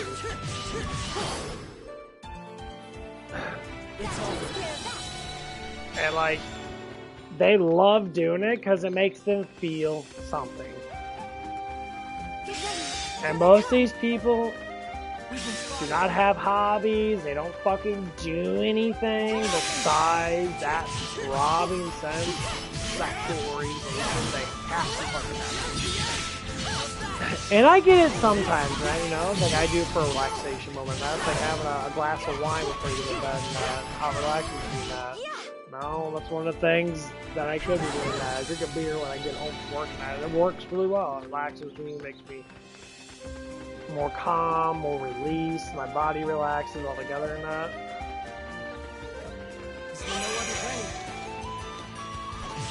Surprisingly, some people just don't know.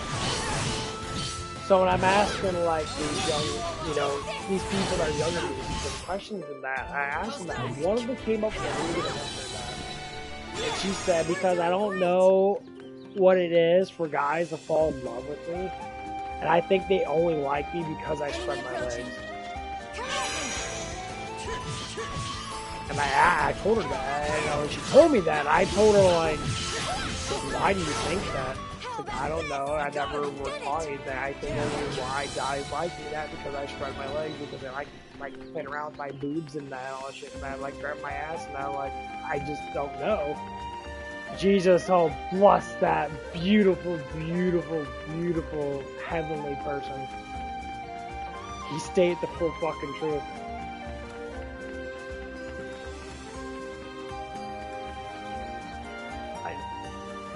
Lord Jesus Christ was never wrong about any of this stuff and that, because that's right now that a lot of people, because you don't fucking know.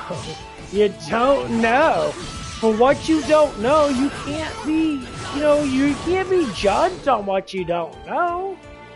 So we say, oh, God's unfair and all stuff like that. God's actually the most fairest person ever. Human beings are the least fairest, because they judge people based on what they don't know. God doesn't judge you for what you don't know, because you don't know. That's the point. How do you not believe in God? He's the most loving thing in the world. He's the only thing that tells you if you don't know, it's not your fault. Then you shall know.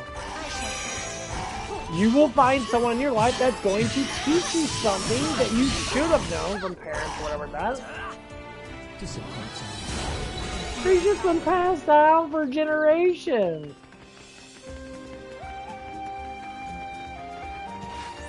I'm gonna say really quick. I'm about to get a big ass rant. This is gonna be crazy. Just think about it. You. Come on, motherfucker. I hate that starts with no. Just think about it for a little bit.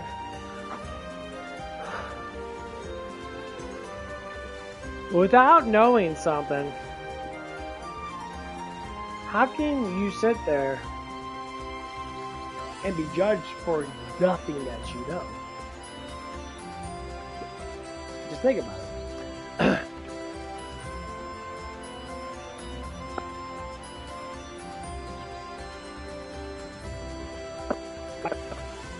People can fight against it. Most people do. My ex, unfortunately, she was fucking stupid. She didn't have a lot of knowledge. She didn't have a lot of will to learn. Because she never learned her whole entire life. She just did instinctual shit, which is why she is who she is. And she told me why she changed. She said, I didn't fit in with the group, so she gave in to the double. We'll say it like that. She gave in to the double. She started smoking weed at 16, 18 years old now. She's been smoking heavily ever since that day that she changed over because she wanted to be part of a group.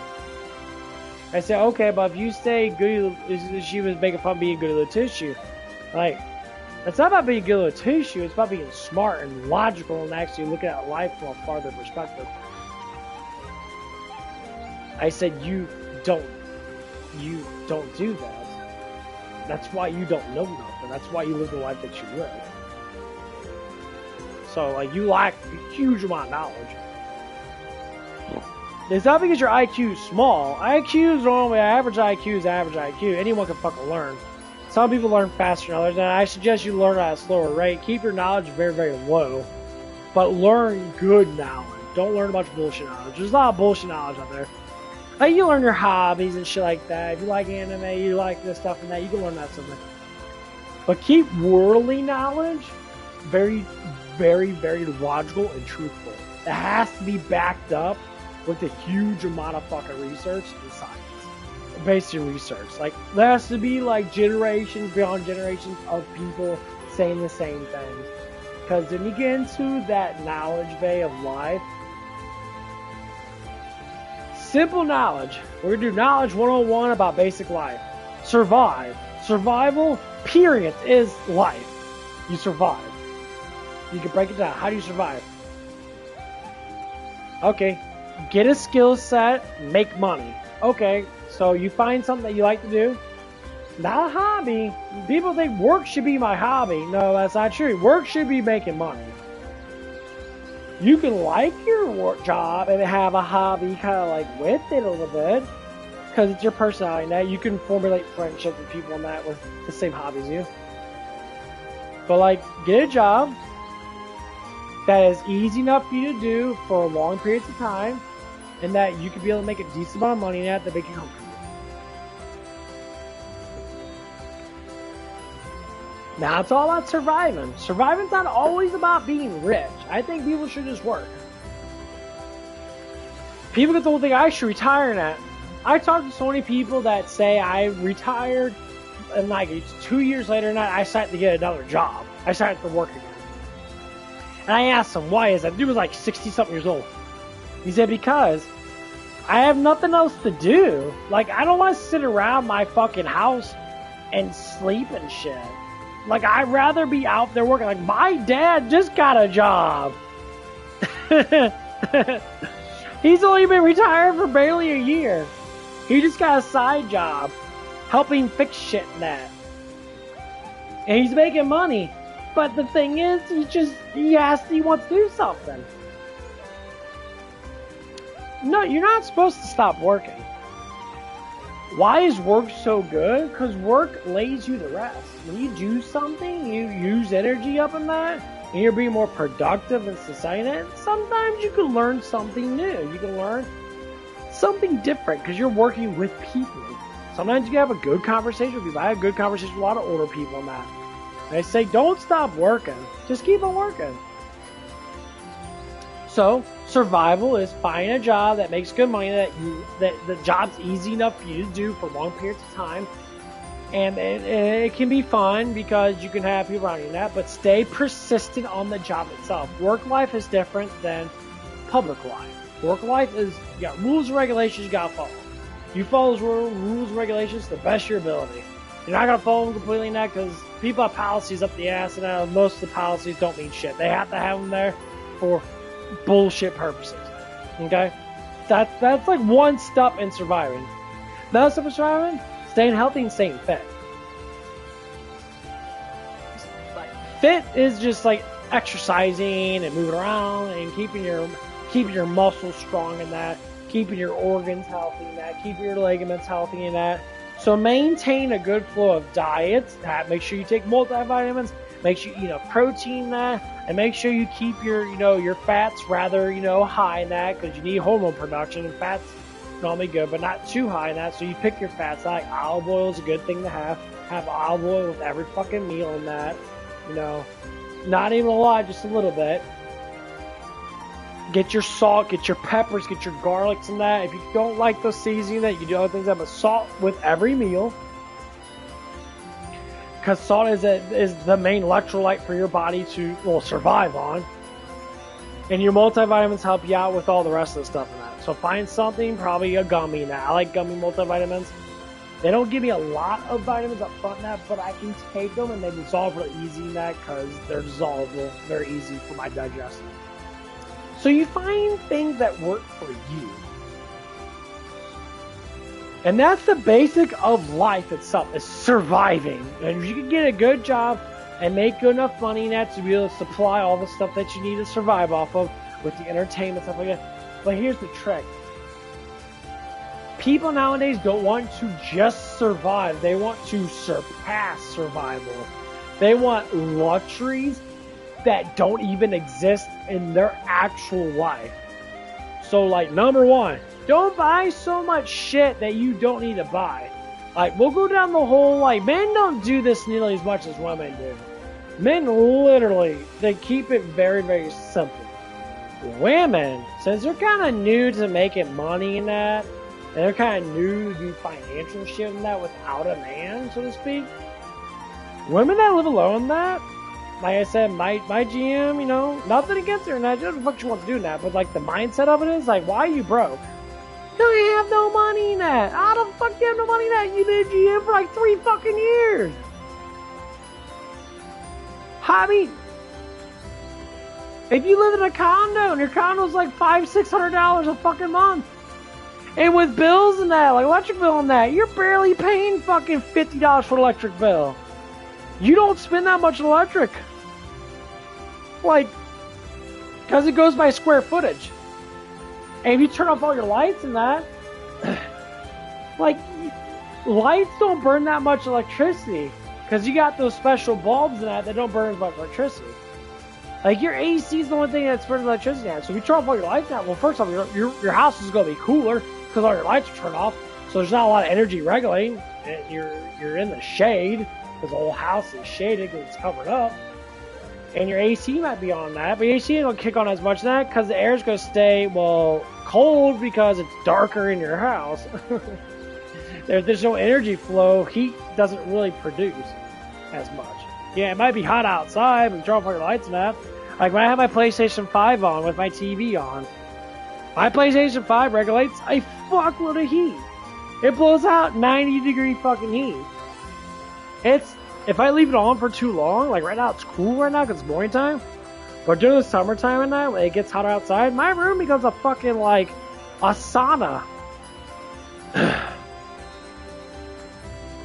It's all about energy, so, like, and that's what it is. So you learn these little mechanics and that about how to survive better. But then you say, you're always broke. You're always like, man, dude, like, oh, you're going beyond survival. Yes, you can worry about healthiness, cleanliness. You gotta be healthy now, you gotta clean, you gotta maintain a clean house and all that stuff and that. Yes, that's what healthiness is. That's what relates to survival. You gotta be healthy, and that has to do with your house too. You have to have a healthy house. Like I've had to clean the fuck up my house and that. I clear out my room and that. I haven't done a while on that, but we got a good vac cleaner. We got a shark and that works really well. That. So I've had to clean up my fucking room and that. I got all the bulk of the dust up and that, and whatever the fuck else was on my floor and that. You know, and you know, I do have a little bit of like I get ants in my room and shit. I get a little bit of spiders and that, so I'm like sucking up spiders and webs and shit. Cause I like to hide my corners and that, cause my room's not part of the foundation. It's outside the foundation, so I get more bugs. Because inside the foundation, you get less bugs, because bugs don't go through the foundation, it's underneath the fucking ground. Or it's concrete, so they can't get through the concrete as much. Whatever it is. Yeah, I spend like 15-20 minutes. I rearrange my room and that. I threw a bunch of shit in the corner of my room and that I don't use. So I can have like one little spot that has all my little weight shit and that. My weight vests and whatever the fuck it is. Yeah, and that's what it is. My room looks better. It smells better. I cleaned up. It didn't even take more than 10-15 minutes. You know, turn the vacuum cleaner and that, move all the shit over and that, vacuum a bunch of shit and that, and I feel happier. So when I walk in my room, I'm like, my room actually looks fucking clean. And all I did was vacuum clean and move shit around. It's not cluttered, and it makes me feel better. That's another thing. Feeling good is another survival thing. Because if you don't feel good when you come home, that means that you have to make yourself feel good. And sometimes feeling good is just nothing but cleaning up. Doing laundry, vacuum cleaning, wiping off your PlayStation, wiping off your TV, that wiping off your walls and that. Maintain cleanliness. So when God speaks of cleanliness is next to godliness, godliness means happiness, means love. You love yourself more because you do it. So if I find that my room's cluttered or not, I want to pick up more stuff. And guess what happens? It makes me more happier. I feel great. Every time I walk in my room now, my room's all cleared out and that. It's not cluttered. I got a basket full of clothes in that, but it's not in the way. I got a little bit of clothes on the ground in that because, you know, I have a little bit of clothes on the ground right now. But it's like socks, because I wear my socks every damn day and I always just throw them on the fucking ground. Whatever. And it makes you feel happy. That's a simple way of being positive. You know, you come in a house that you're dirty and that, it sucks and that, like, change your sheets. So get new sheets on your bed. Now, people say, you know, like, first thing you do in the morning and that, like they say in the military, you make your bed. Well, I don't make my bed. I don't care about doing that. I like the way my bed is, because I like to throw a cover on me when I'm sleeping. I don't like to go underneath the covers and that automatically if my room gets hot. So it's different for me. But like little things.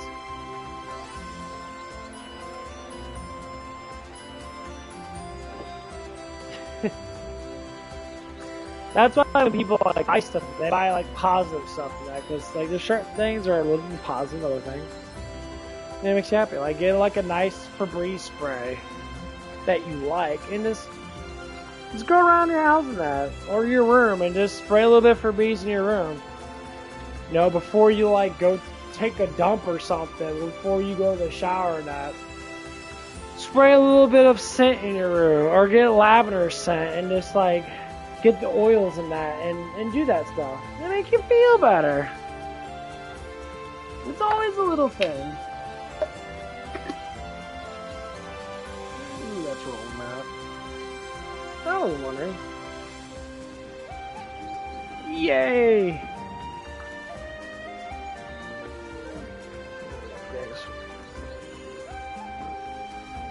Got cobwebs all over the fucking damn place. Yeah, that's the one thing I didn't clean was behind my bed. Underneath my bed, yes, but behind my bed is all cobwebs.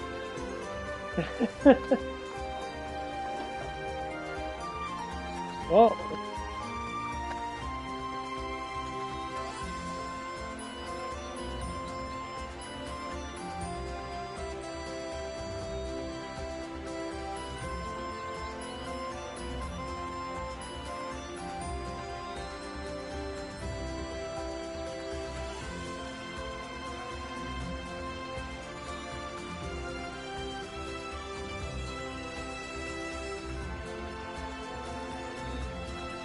yay. Gosh, a lot of cobwebs around there.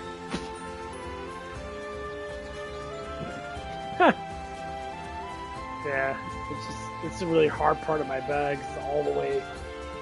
But my bed used to normally face my window, but I put it the opposite way because of the way how big my bed is now. Because I have I have a headboard now, which is kind of nice. Because I have like a big ass fucking headboard, and the way I got my room set up in that, my bed's really fucking big. Like it's a huge bed. I suppose I got a queen size, but I don't think this. I think this bed frame is a king size bed frame. I think the other one was a king, and this one's a queen, so it's a little bit smaller than what it's supposed to be. Got 10 feet of bed. I love this bed so much. It's like squishy.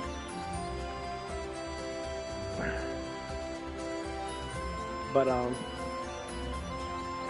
and then as you progress through life and that, slowly make life more easier for you. Like get a better bed, get a better TV and that. Like slowly progress your life.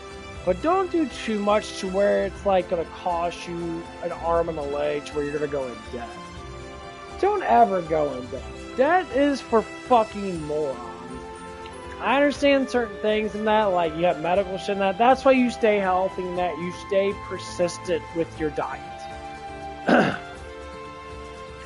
The number one thing that I've noticed by a lot of people in that, at least that I've noticed, is that they eat like shit and they wonder why they feel like shit. Like, I have people in that they say, oh, I have stomach issues and that I have Crohn's or I shit a lot. And I said, okay. Did you ever try probiotics? That's what I asked him. You ever try probiotics? Like, well, I got medicine from my doctor. Okay, medicine for your doctor doesn't fix the fucking problem. It just enables that to be slightly less. Medicine doesn't cure you. Your body has mechanisms in it where it cures itself through nutrients. So the biggest thing I've noticed about the whole, like, what is it called? Fuck, I just had it in my fucking head. When people eat all this fucking shitty food and that. All the preservatives and that. It's not saying all preservatives are bad for you and that. Obviously, you know, your body can digest certain ones and that. But the lack of nutrients in some things and that. If you're not cooking it and you're just getting freeze dry, a lot of times I would have to say, don't eat it. Of course, not everything's like that, because freezing is just a mechanism of storing. But there's preservatives in it. That's why I eat a shit ton of eggs. Like, I'll eat meats that are frozen, like, say, pork sausage. But I don't know if it has a lot of preservatives in that, but, you know, it probably has a little bit. But you can cook a lot of that stuff out of it. That's what cooking is really good. If you cook it, a lot of preservatives get put out of it to a certain extent because you're cooking it. So it probably burns it out or whatever it is. You don't get the full effect of preservatives. That's why I like eating eggs, because you can't really throw preservative in eggs. Eggs are already shelled. So they're already preserved anyway. That's why a lot of people that muscle build eat a fuckload of eggs.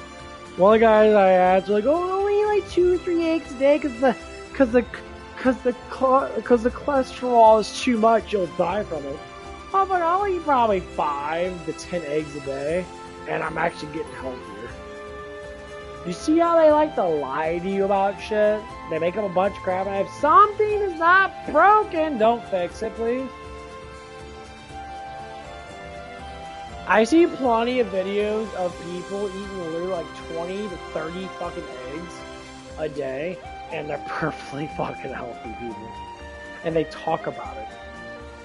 Obviously, it's a lot of eggs and a lot of crack in that, or sometimes they just go with egg whites, or they'll get the fucking things already pre-made. Yeah.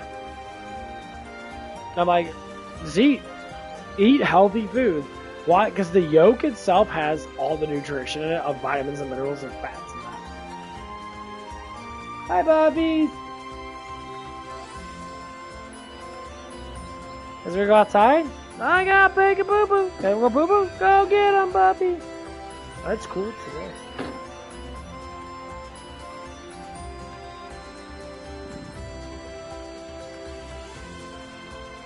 I've always say this, and like there's so much research on it, like the carnivore diet and that. There's so much research on the carnivore diet. There's so many people trying out that, and I'm doing it kind of myself too. I do eat a little bit of carbs now, but I base my diet on a lot of fucking fat and protein. And I do not like eating too much carbs, but I do. Like, I'm getting better at working at it. Like, I had one burrito at work, and that's all I fucking eat it. Because I'll eat a good amount of food before I go to work. And most times I'm only working, I don't work 8-hour shifts half the time because I have very small shifts sometimes, like 6-7 hours. Like almost. Because my money that I need to make is not that much. If I get a like $800 paycheck, which is like 60 hours plus, I'm good. Like, I don't need all that extra, like, money now. I mean, I would like to get 40 hours a week in that, because I could save up more money now. But if I don't, then I don't, because I get paid more at this place than I do at my other place, because we're really busy in that. And hopefully I can get another raise. Come on, puppy. Hi, babies. Come here. You got good attention. Hi, baby. Yeah, you're a big bug. You ain't got too much longer. You got about 4.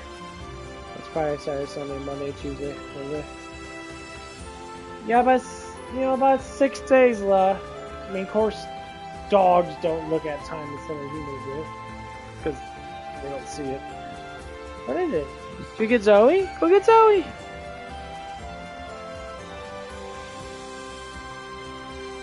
Go get Zoe! Where's Zoe at? So silly. But yeah. Here's what I tell everyone. It's like, make sure you make life simple. Don't think about being a millionaire when you're not a millionaire. And then Jesus said very, very, the biggest thing that I like what Jesus said, he said this. He said, every day is a new day, but every day you only worry about that day. As soon as you sleep, your day is gone. When you wake up, you start a new day. He always looked at sleep as the end of the day, end of your day, and waking up as a new day. And why is he, he doesn't say it like that, but I know that's what he means. Because when you sleep, time stops. You're not doing anything because you're sleeping. And you're with me. You're with God when you sleep. That's why you pray before you go to sleep. Why? Because you're with God when you sleep.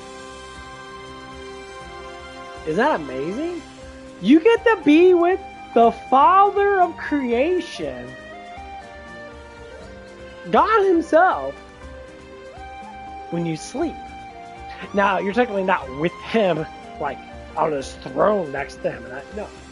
You're with him in your dreams. So your mind relates dreams, and the message get related through your dreams. It doesn't matter what you dream of. Like, I dreamed I was banging some fucking chick. But it made me happy. It shall be. I woke up with a fucking stiff. It shall be. I was happy. Smile on my face and everything.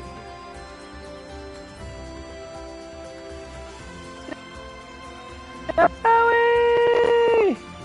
Come on! Run, Bubby, run! Like, hurry up, motherfucker. You're gonna take it. I already took my shit. Come on, baby.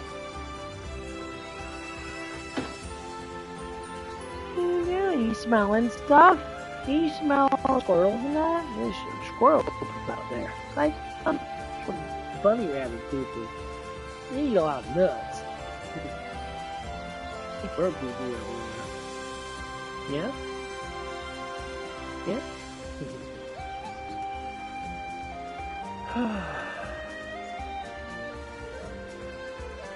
Feeling pretty good right now. I'm probably gonna go back to bed here in a little bit.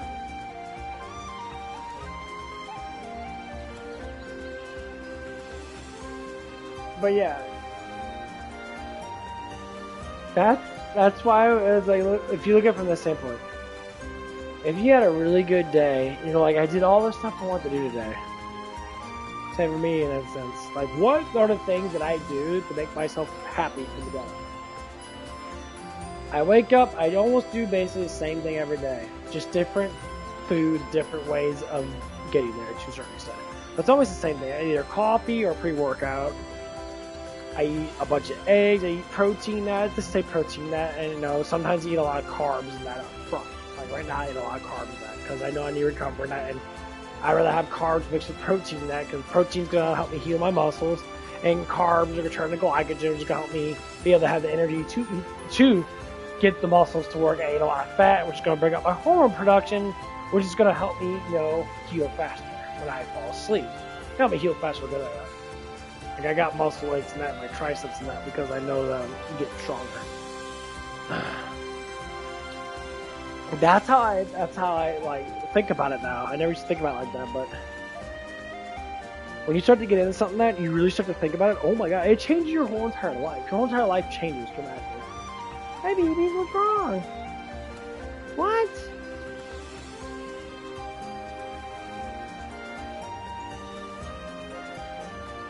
Feeling better? Hi. Ah, big stretch. Hey, baby. You want attention, don't you? I know. Hey. Trust me, I'm gonna be going back to bed, but I'll be waking up probably the next 4 or 5 hours. Yeah?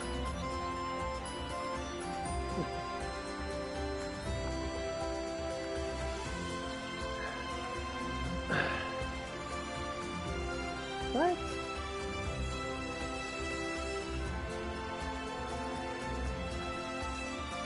But that's just how life normally goes. It's whatever you choose to do. That's why God gave you free will. It's a choice. And that's a gracious thing for God to give you. The Father literally gives you free will. So that's one thing you should thank Him for 100% is free will. Wanna come on to bed? Come on. Get up there. There you go. Right now. You wanna hang out with me? What? I'm right here. You're so pretty. You big soft puppy.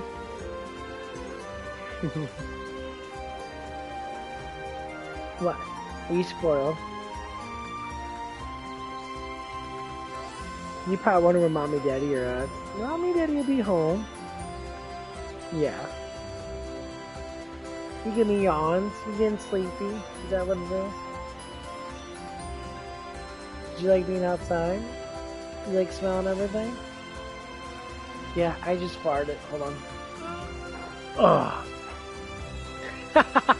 Don't smell my fart like that. Dude, what the fuck is you? That smells like shit. Hey there.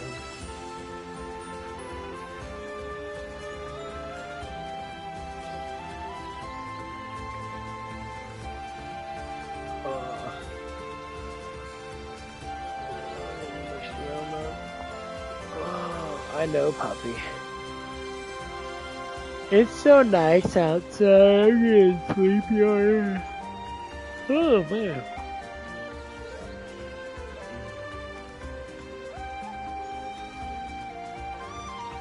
What? You yawning more than I do, baby puppy.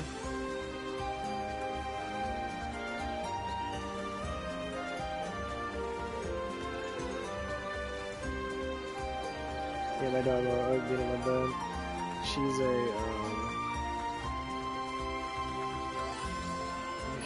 what she is.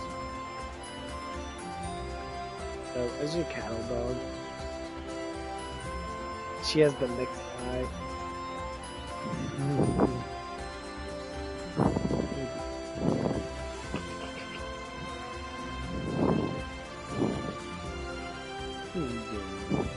Well, they lie about dogs or animals altogether, not.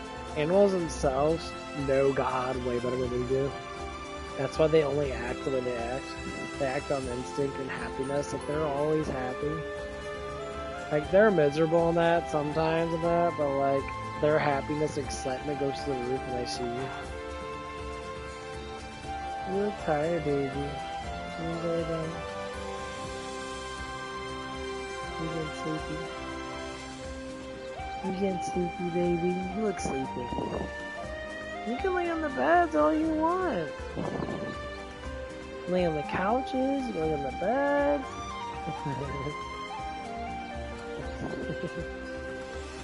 Yeah, you like when I give you puppy love. You rub on your chest and you do issues. Hi.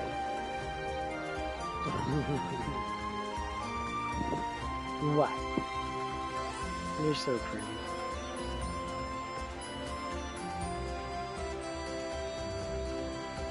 That's the one thing we have to look at. I need to look at animals.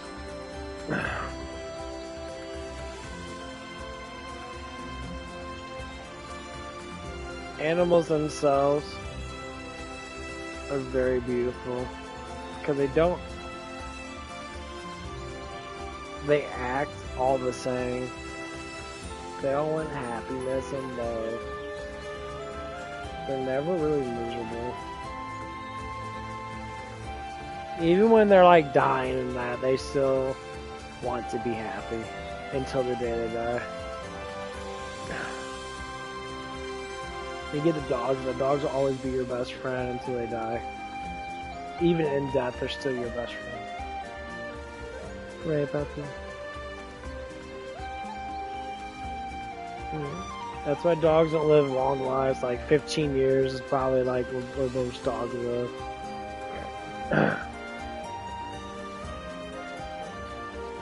Hi. Like, I had quite a few dogs in my life. I had Storm, Butchie. There's a little kid that Brutus. We had Brutus. And then from Brutus, we had, his name was Red Dog. Red Dog lasted for like 13 years, 12, 13 years.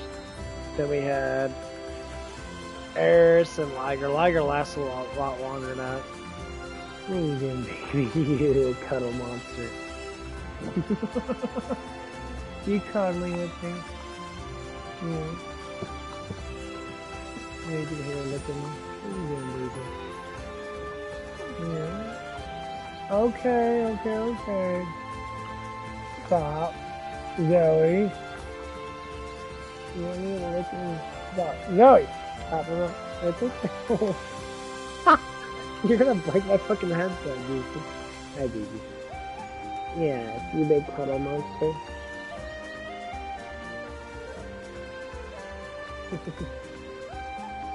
I like when you cuddle with me, puppy. I do. Yeah, good. I know you want to kiss me now. You want to go down. Go down. You don't need to give me kisses. It's okay. There you go. You're such a good puppy. Such a cuddle ball. Sometimes you always think that your dogs have sneezes all over my fucking hand. Did you sneeze on me?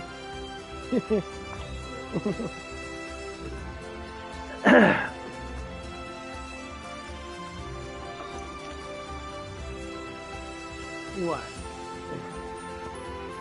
What? Stop stepping on my balls, dude. Right there.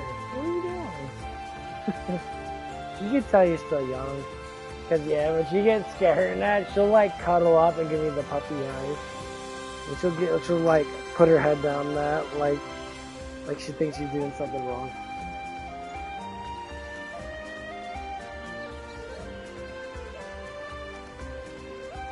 Can you stay down there? There you go. Your butt's getting better. Okay. Why? Why you want attention?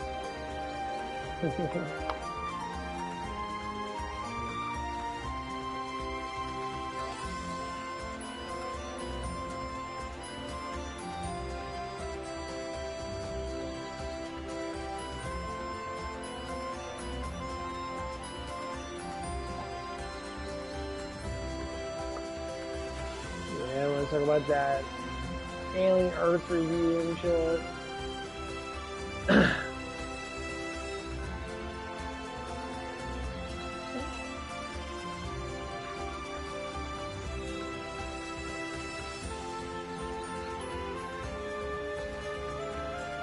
And like, it's getting to the point where Alien Earth is just fucking retarded. I've been watching it, and like, my god, it's getting stupid.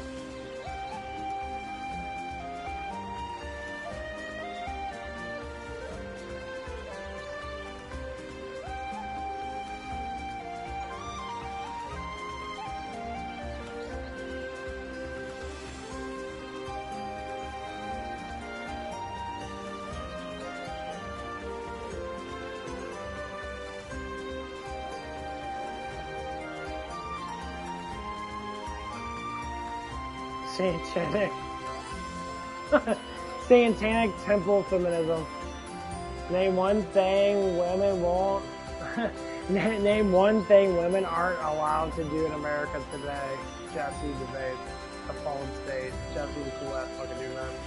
And of course, the feminist woman with the fucking septum piercing. That's what they get septum piercing and shit to establish how much they fucking establish that they're man-eaters. That is fucking hilarious.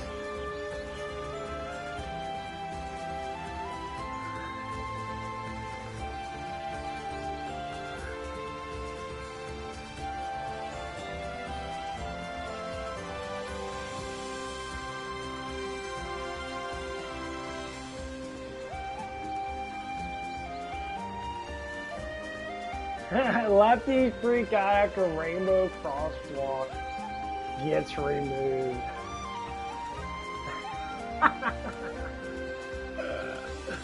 I love Salty Cracker. He's fucking hilarious. Super cool shit.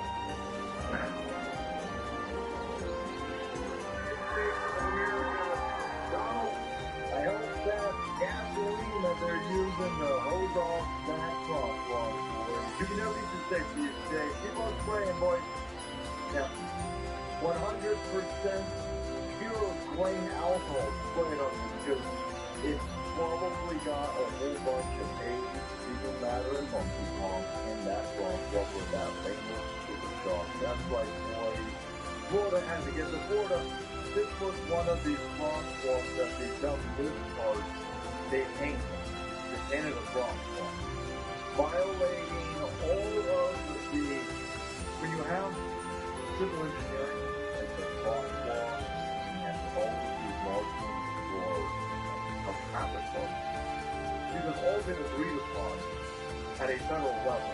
We don't want different road signs and stuff in California than we do in Tennessee. You don't have to learn a whole bunch of new street iconography every year changes how we do that in state.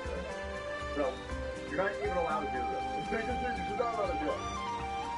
But the left over here has been so used to the rules not applying to them that they take in their real stupid shit like rainbows and BLM and they get it in the middle of the fucking street. Violating all of the ordinances. You know what's so funny about the rainbow? Rainbow, because rainbow happened because of the Great Flood, and rainbow means peace, and rainbow also means I will never destroy the world again.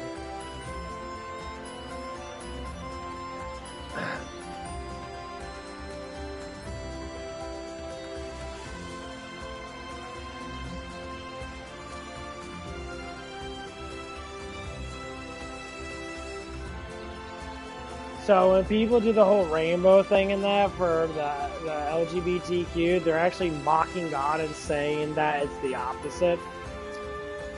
I will be upfront with you, and I'll say this from a very religious perspective on that. A lot of fucking stern anger stirs up inside me. When you mock God, God always wins. And I don't give a fuck if you're a fruitcake, fag salad, or whatever the fuck that you want to think that you are. When you go to that point of mocking the Father, he says this in the Bible that when people mock the Father, retribution and judgment falls upon you. You get justice. And justice of God is indefinite. Like, it's gonna happen. Now, the way God speaks of how he does justice in the Bible and that, for the things that I know, for listening to Christ and that, and Jesus, you know, and listen to how he talks and that, it's very little bit of a, like, it's peaceful justice. Now, if it's something that's terrible, he knows people, like, God knows that everybody mocks him in one way or another. He knows. It says in the Bible, he knows that we're all sinners. That's the whole point of Christ. That's the whole point of the covenant of Abraham. And he knew that we were going to break it.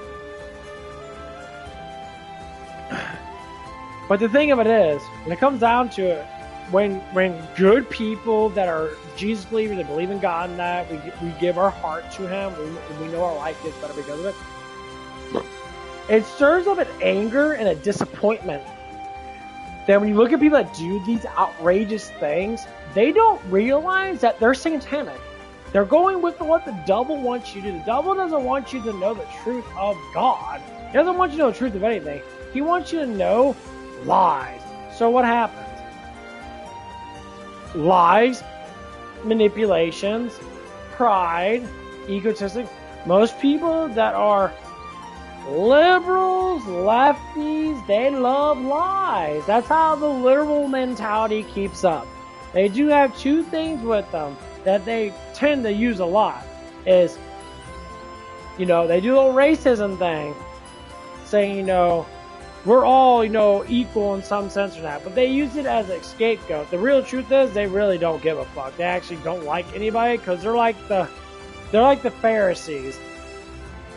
And most likely, some of the Republicans have that kind of sense too, but most of them are very heavily like. They like God, they love God, they talk about that.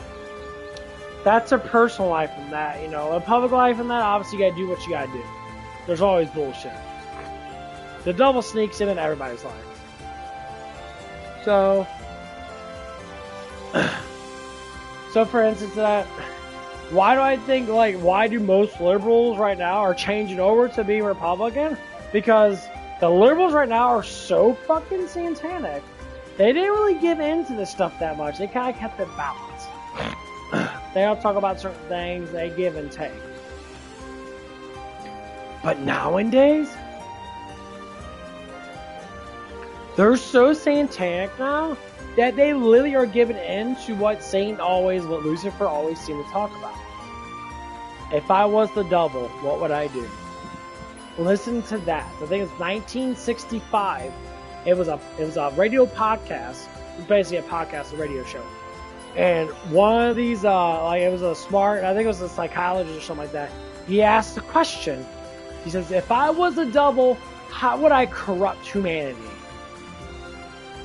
First off, I corrupt the schools, I corrupt the churches, and I corrupt the people in that by putting up entertainment, putting up broadcasts to constantly keep them manipulated from the actual life that they could have, by having them constantly be watching TV, constantly watching stuff, just keep their mind completely into what they see in a TV, not what they from a broadcast, not for what they actually see with their own eyes.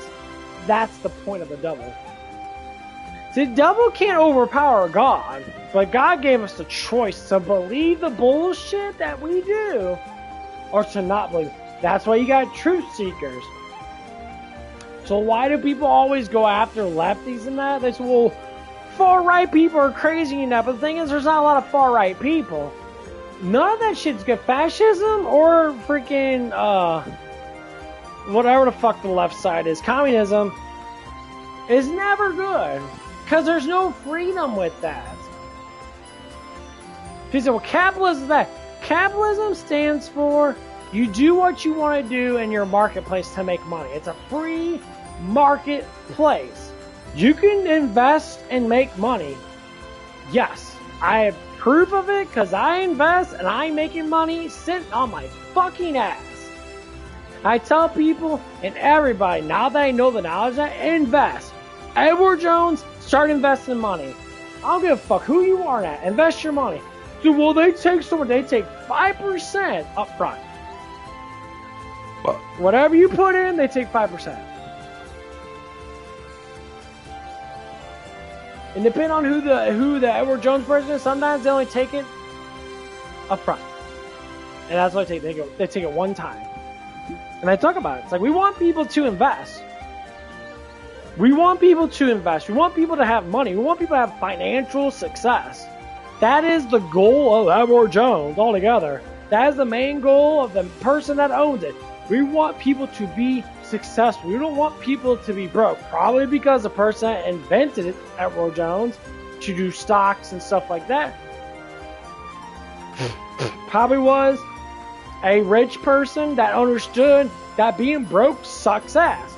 So instead of sitting there and using his money for himself, he used money for other people. So he invented something that triggers more growth in the economy. Because when society is broke, there's always trillions of dollars flying around all over the world now. When you tap into that, trillions of dollars, you tap into it, let's say 1/100%. So what's 1/100% of a trillion? A million. Probably actually a billion. So say 1,000% is a million. Imagine if you could get $1 million fucking dollars right now, how much your life would change. Well, according to the financial advisors, $1 million and the whole pay scheme of your dividends could be 5 to 10% every 3 months. So you calculate how much money would I make every 3 months off of $1 million, even off of $500,000, $500,000. It might take a little bit to get up there in that, but things happen to where you get a lot of money up front. Because how much money you put in is what the percentage of money you get out of it. Like I said, for me, Nat, I jumped up 20% in 3 months. 20%. Well, 20% is not a lot if you don't have a lot in there. I'm not saying I have a lot of money in there, but I have inherited that. My stuff went up quite a bit. And I have 20% more than I did. Well, it's not hundreds of thousands of dollars. No, if it was, that'd be awesome. But it's not. But it's a steady growth. And how the financial advisor actually explained to me that from Edward Jones, he says, you always make money. If your money's not in the money market, that you don't make money. You put in your savings, that the bank only gives you like so much percentage every year. They don't give you a lot. They give you a very, very small percent. Because you're giving money to someone else to hold it. So they have your money. They make money off of your money no matter what. Because money is just an illusion. It's just numbers. It's just literally numbers. If you don't have actual cash itself, it's really just digital. So it doesn't even matter if you lose it or if you gain more of it. It's just there. It's just a number. Now you can pull out cash, and some people pull out cash and say they're cash. The thing is, you don't make money off just cash. But cash is king, just like what Sylvester Stallone said in whatever fuck that TV show you did, Mafia TV show you did. He cash is king.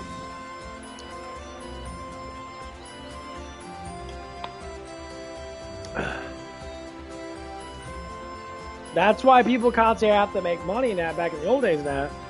Because all I had was cash. They had stocks and that back then, but people worry about just making cash. But the smart people invest. They invest their fucking money in stuff.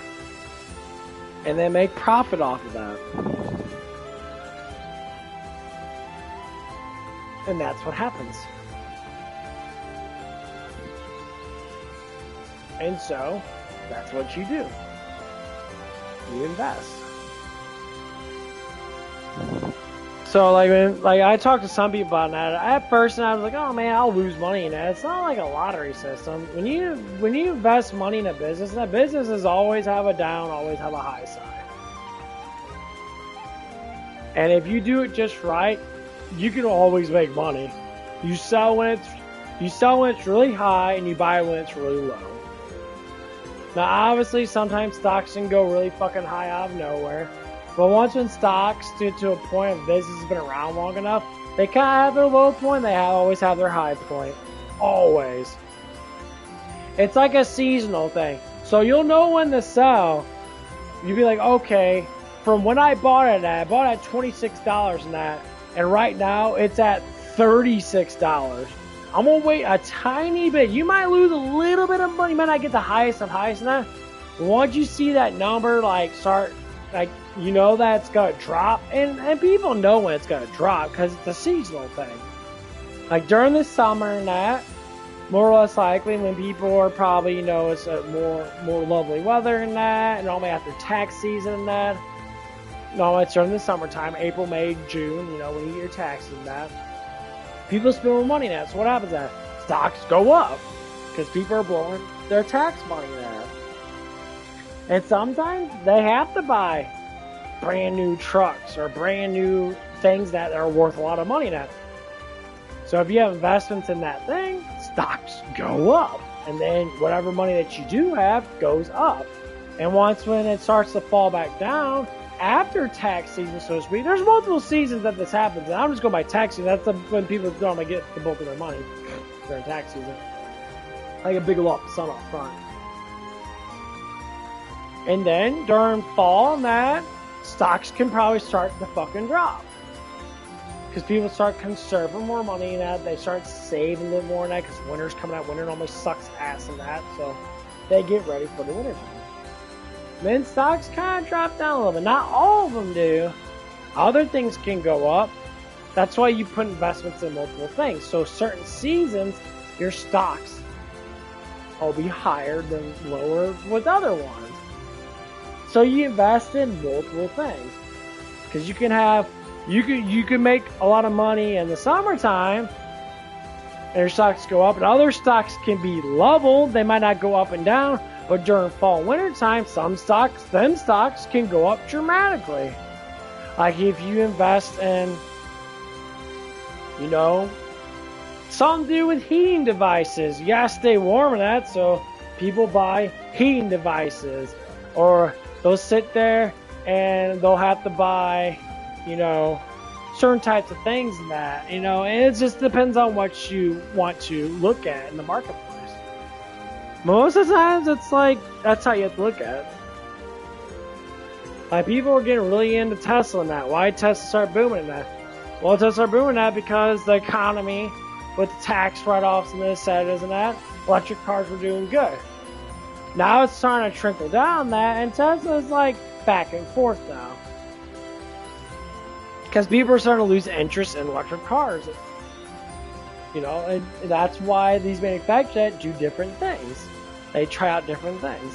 If they put a blowjob machine in there, you got your dick fucking sucked, everyone would buy that car. Everybody buy that car. An instant cocksucker? Like, everyone buy that. Like, you have a relax mode. You relax in that. That fucking lip thing comes out and sucks your fucking dick off. Shit. Every man would get that car. You be sitting there all damn day getting your fucking cock sucked. Relax mode. It's like, shows like a visualization of some chick with like big boobs or something like that, and all of a sudden he just like pulls out this like thing. It's like, what the fuck is this? Just put it in me already, dude. It's like, ooh, oh my god, Elon Musk, make that happen. Have like a screen that falls down, have some like chick with big teeth, chick with boobs in your face, and then you get your fucking dick sucked off. That'd be the best thing in the world. I think everybody, fuck, I might buy that car just for that. It's like, you ever drive your car? I went, fuck no, I got relax mode. Welcome back, baby. You can change the way she looks and that and shit. Just sit there and just do that. It has like a... Yeah, obviously you have to go out and probably like clean it up and that. Where the fuck would I be in that? But like, wouldn't that be amazing? You just get like a massager and that. Your thing's massaged and it's heat up and that. You're all like, oh, and all of a sudden you like... You sit there and you just change things up and that. So you have like a doggy style theme where it's like push your butt up against the screen and that, and the thing's going with and that. Amazing! Invent that, make that, and I bet you 100% you'll sell way more fucking items. Sex sells so much. If you put that in a fucking thing, all men will be like, yeah, I like my car a lot better than I like my woman. Why is that? Because first off, you talk too much. Second off, you're too much fucking dramatic. And third off, you don't blow me enough. Oh my god, you always think about sex and that. Yeah, okay. That's the problem. You think you're better than me?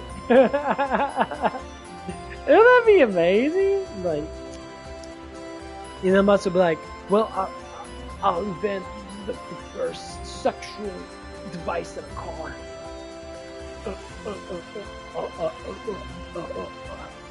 That's how he talks, dude. The dude's like, well,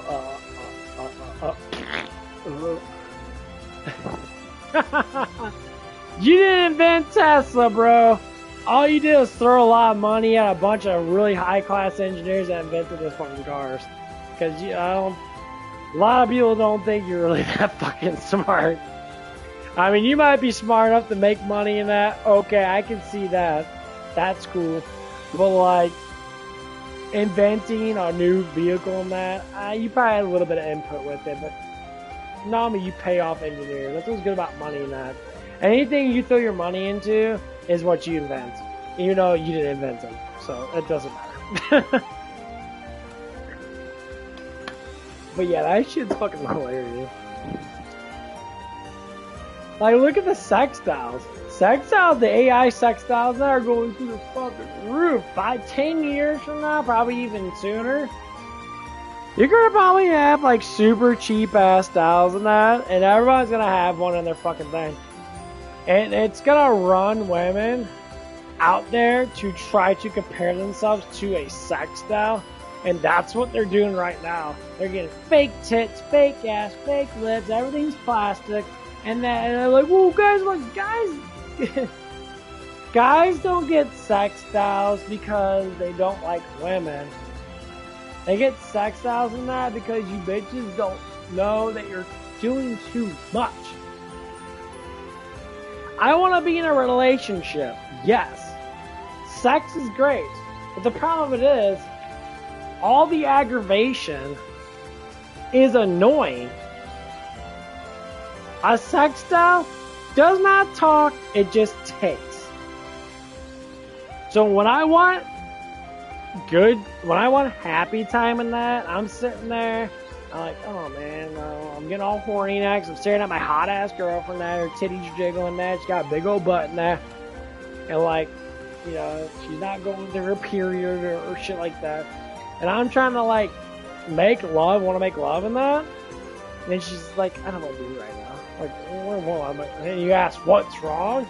Women never tell you what's wrong because they're fucking retarded half the time. No, like, but they like to play with emotions. So you play back. You just ignore them.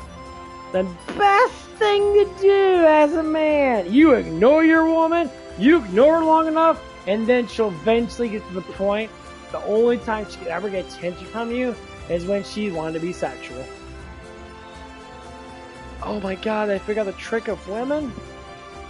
Don't say that, women say that. Don't tell men how to work us. That's how players do it. Well, you can't say players are the best, but that's how you do it. I know your secret, baby. It works like a charm. Now you can only ignore it for so long. When a woman starts to pursue you for attention, that if they tease you, they don't give it to you, you ignore them again. And they're like, well, fine, I'll fucking fuck you. And then once they have sex with you, they love it too. They're all like, oh, he's the best guy better. And you could ask, it's like, why don't you just fucking do it? Well, because you like to play fucking games. Crazy. I know I'm changing the subject of that, but it just came into my mind. I was talking about all that stupid ass shit. Yeah. Because when you give a woman too much attention, they only want attention. And they think that, you know, I'm not saying all women do this shit, man. Obviously, like, I'm talking about, like, my ex now. She never wants sexual attention if I gave her too much attention up front. But when I stopped giving her attention, she would always sit there and throw sex right in my fucking face. And for instance, we were on FaceTime and that. We were just talking about it, and I was ignoring her. I was playing video games now, I was talking her off and on that. And she wanted attention, so what she did is, she took a shower and stuff and that. And she's like, hey, hey, and all of a sudden, she got in a lingerie. She had her titties all pushed up and that, she had a big old butt all hanging out and shit. She was butt-ass fucking naked. She had no panties on that. She got a big, huge butt. I mean, her butt was fat. I mean, she looked good. And she was sitting there like, and I was sitting like jacking off to her and that. And she wanted me to blow a nut. And then she lost interest. That's what it was. She lost interest really fast because I had bust a fucking nut fast enough. I'm like, hang on, baby. I'm like, you're like, well, I'm getting tired now. I was like, what the fuck you doing? At least wait for me to get done. Yeah, your boobs all pushed up and that. Your nice little boobs and that. You're showing a little cleavage and that. I want to bust a nut. I ended up doing it anyway, but like, I'm being dead serious. Women know that.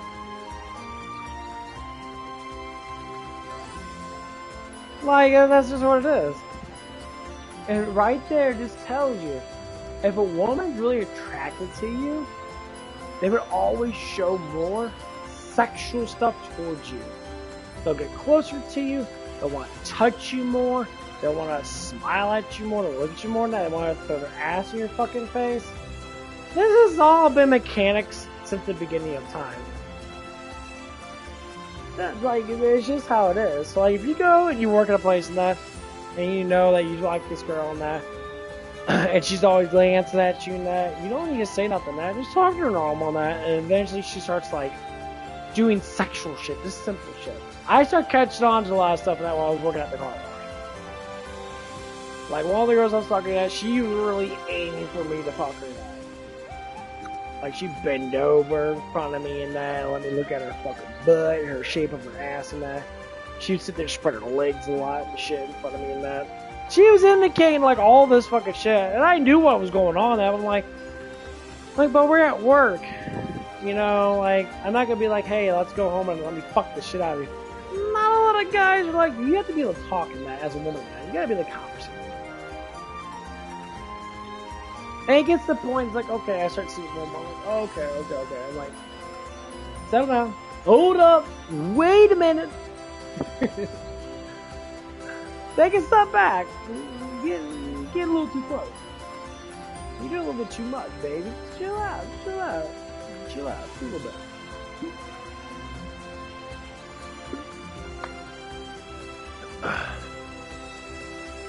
But the hardest thing is to find out is when they tease you.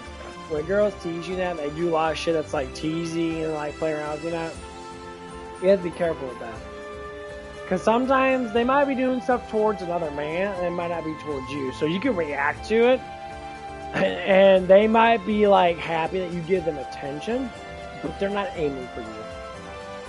Trust me, you know when a girl's aiming for you now, they try everything and anything to get into your pants if they really fucking like you. And if they're like not really like super like knowing how to like be like sexual humor or sexual, adult like, they might just be very talkative and really shy towards you. Because they don't know how to react. They're like, well, do I look good enough? If they're really confident, they look good, they're always going to be ass in your face or titties in your face. It's one or the other. Ass or tits in your face. It doesn't even matter if their boobs are big or not, because like, the closest you get to the sensitive spot of a woman is nipples and pussy. And that's the first thing they'll do is they'll stick tits in their face by grabbing my titties and playing around with my tits and shit. You know you want to? Yeah, I do, because your tits are fat. Or play around with their butt neck that's closer to their vagina. And sometimes women love that shit. You spank their fucking ass, they love that shit. Not all women do. I mean, actually, all of them do. A lot of them deny it, but obviously, I'm not like that. I'm like, oh yeah. When a guy's thrashing your fucking ass in for 20 minutes straight, that ass is being spanked, you're gonna fucking love it, bitch. Get the fuck out of here. Well, women love to lie about their sexual shit and that. It's a gimmick. Nah, man, I don't like getting my ass spanked. Fuck no. I'm not really into that shit. My ex tried to choke me and that. I'm like, I don't like being choked, bitch. I'm gonna fucking slap the shit out of you. You can hit me. Yeah, you like domestic abuse when it comes down to getting you off. Someone comes in, some guy goes, yeah, it's getting domestic abuse and all stuff at my neighbor's house and that, or my neighbor across the apartment next to me. And obviously this didn't happen that much, just say this. And the cops were like, is everything okay in there? And, I come out and that, my boxers, and I'm like, what's up? Domestic abuse and that. I'm like, ha!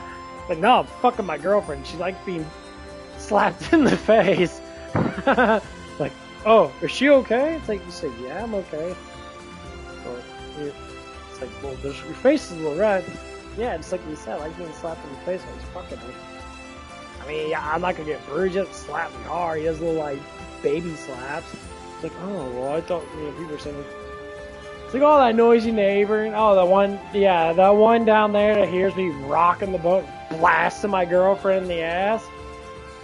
You see how she was wobbling up here? Yeah, that's because her pussy's probably so dusty and that. She got cobwebs and shit. She got a leaf blower and a fucking trimmer head. Just clean all that shit up. It's like, okay, well, guys, have a good night, then. They probably go downstairs, knock on the neighbor's door. This is all scenario. This never actually happened. But I could see that people bitching about it. Jealousy goes pretty far with some women in that.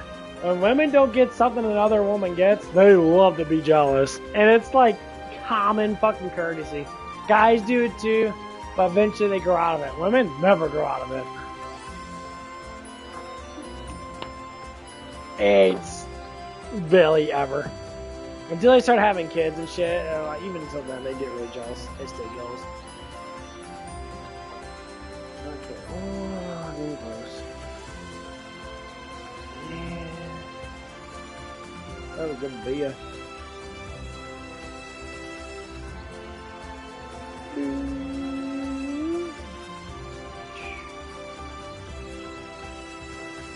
Oh, that's the farthest I can go up with that guy.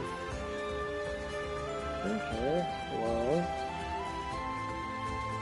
what do I do? Go up to 1,000 and then I just reincarnate type shit? I got a reincarnation, you know?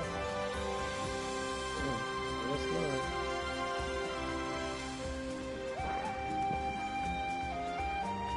How the fuck did it get down there before?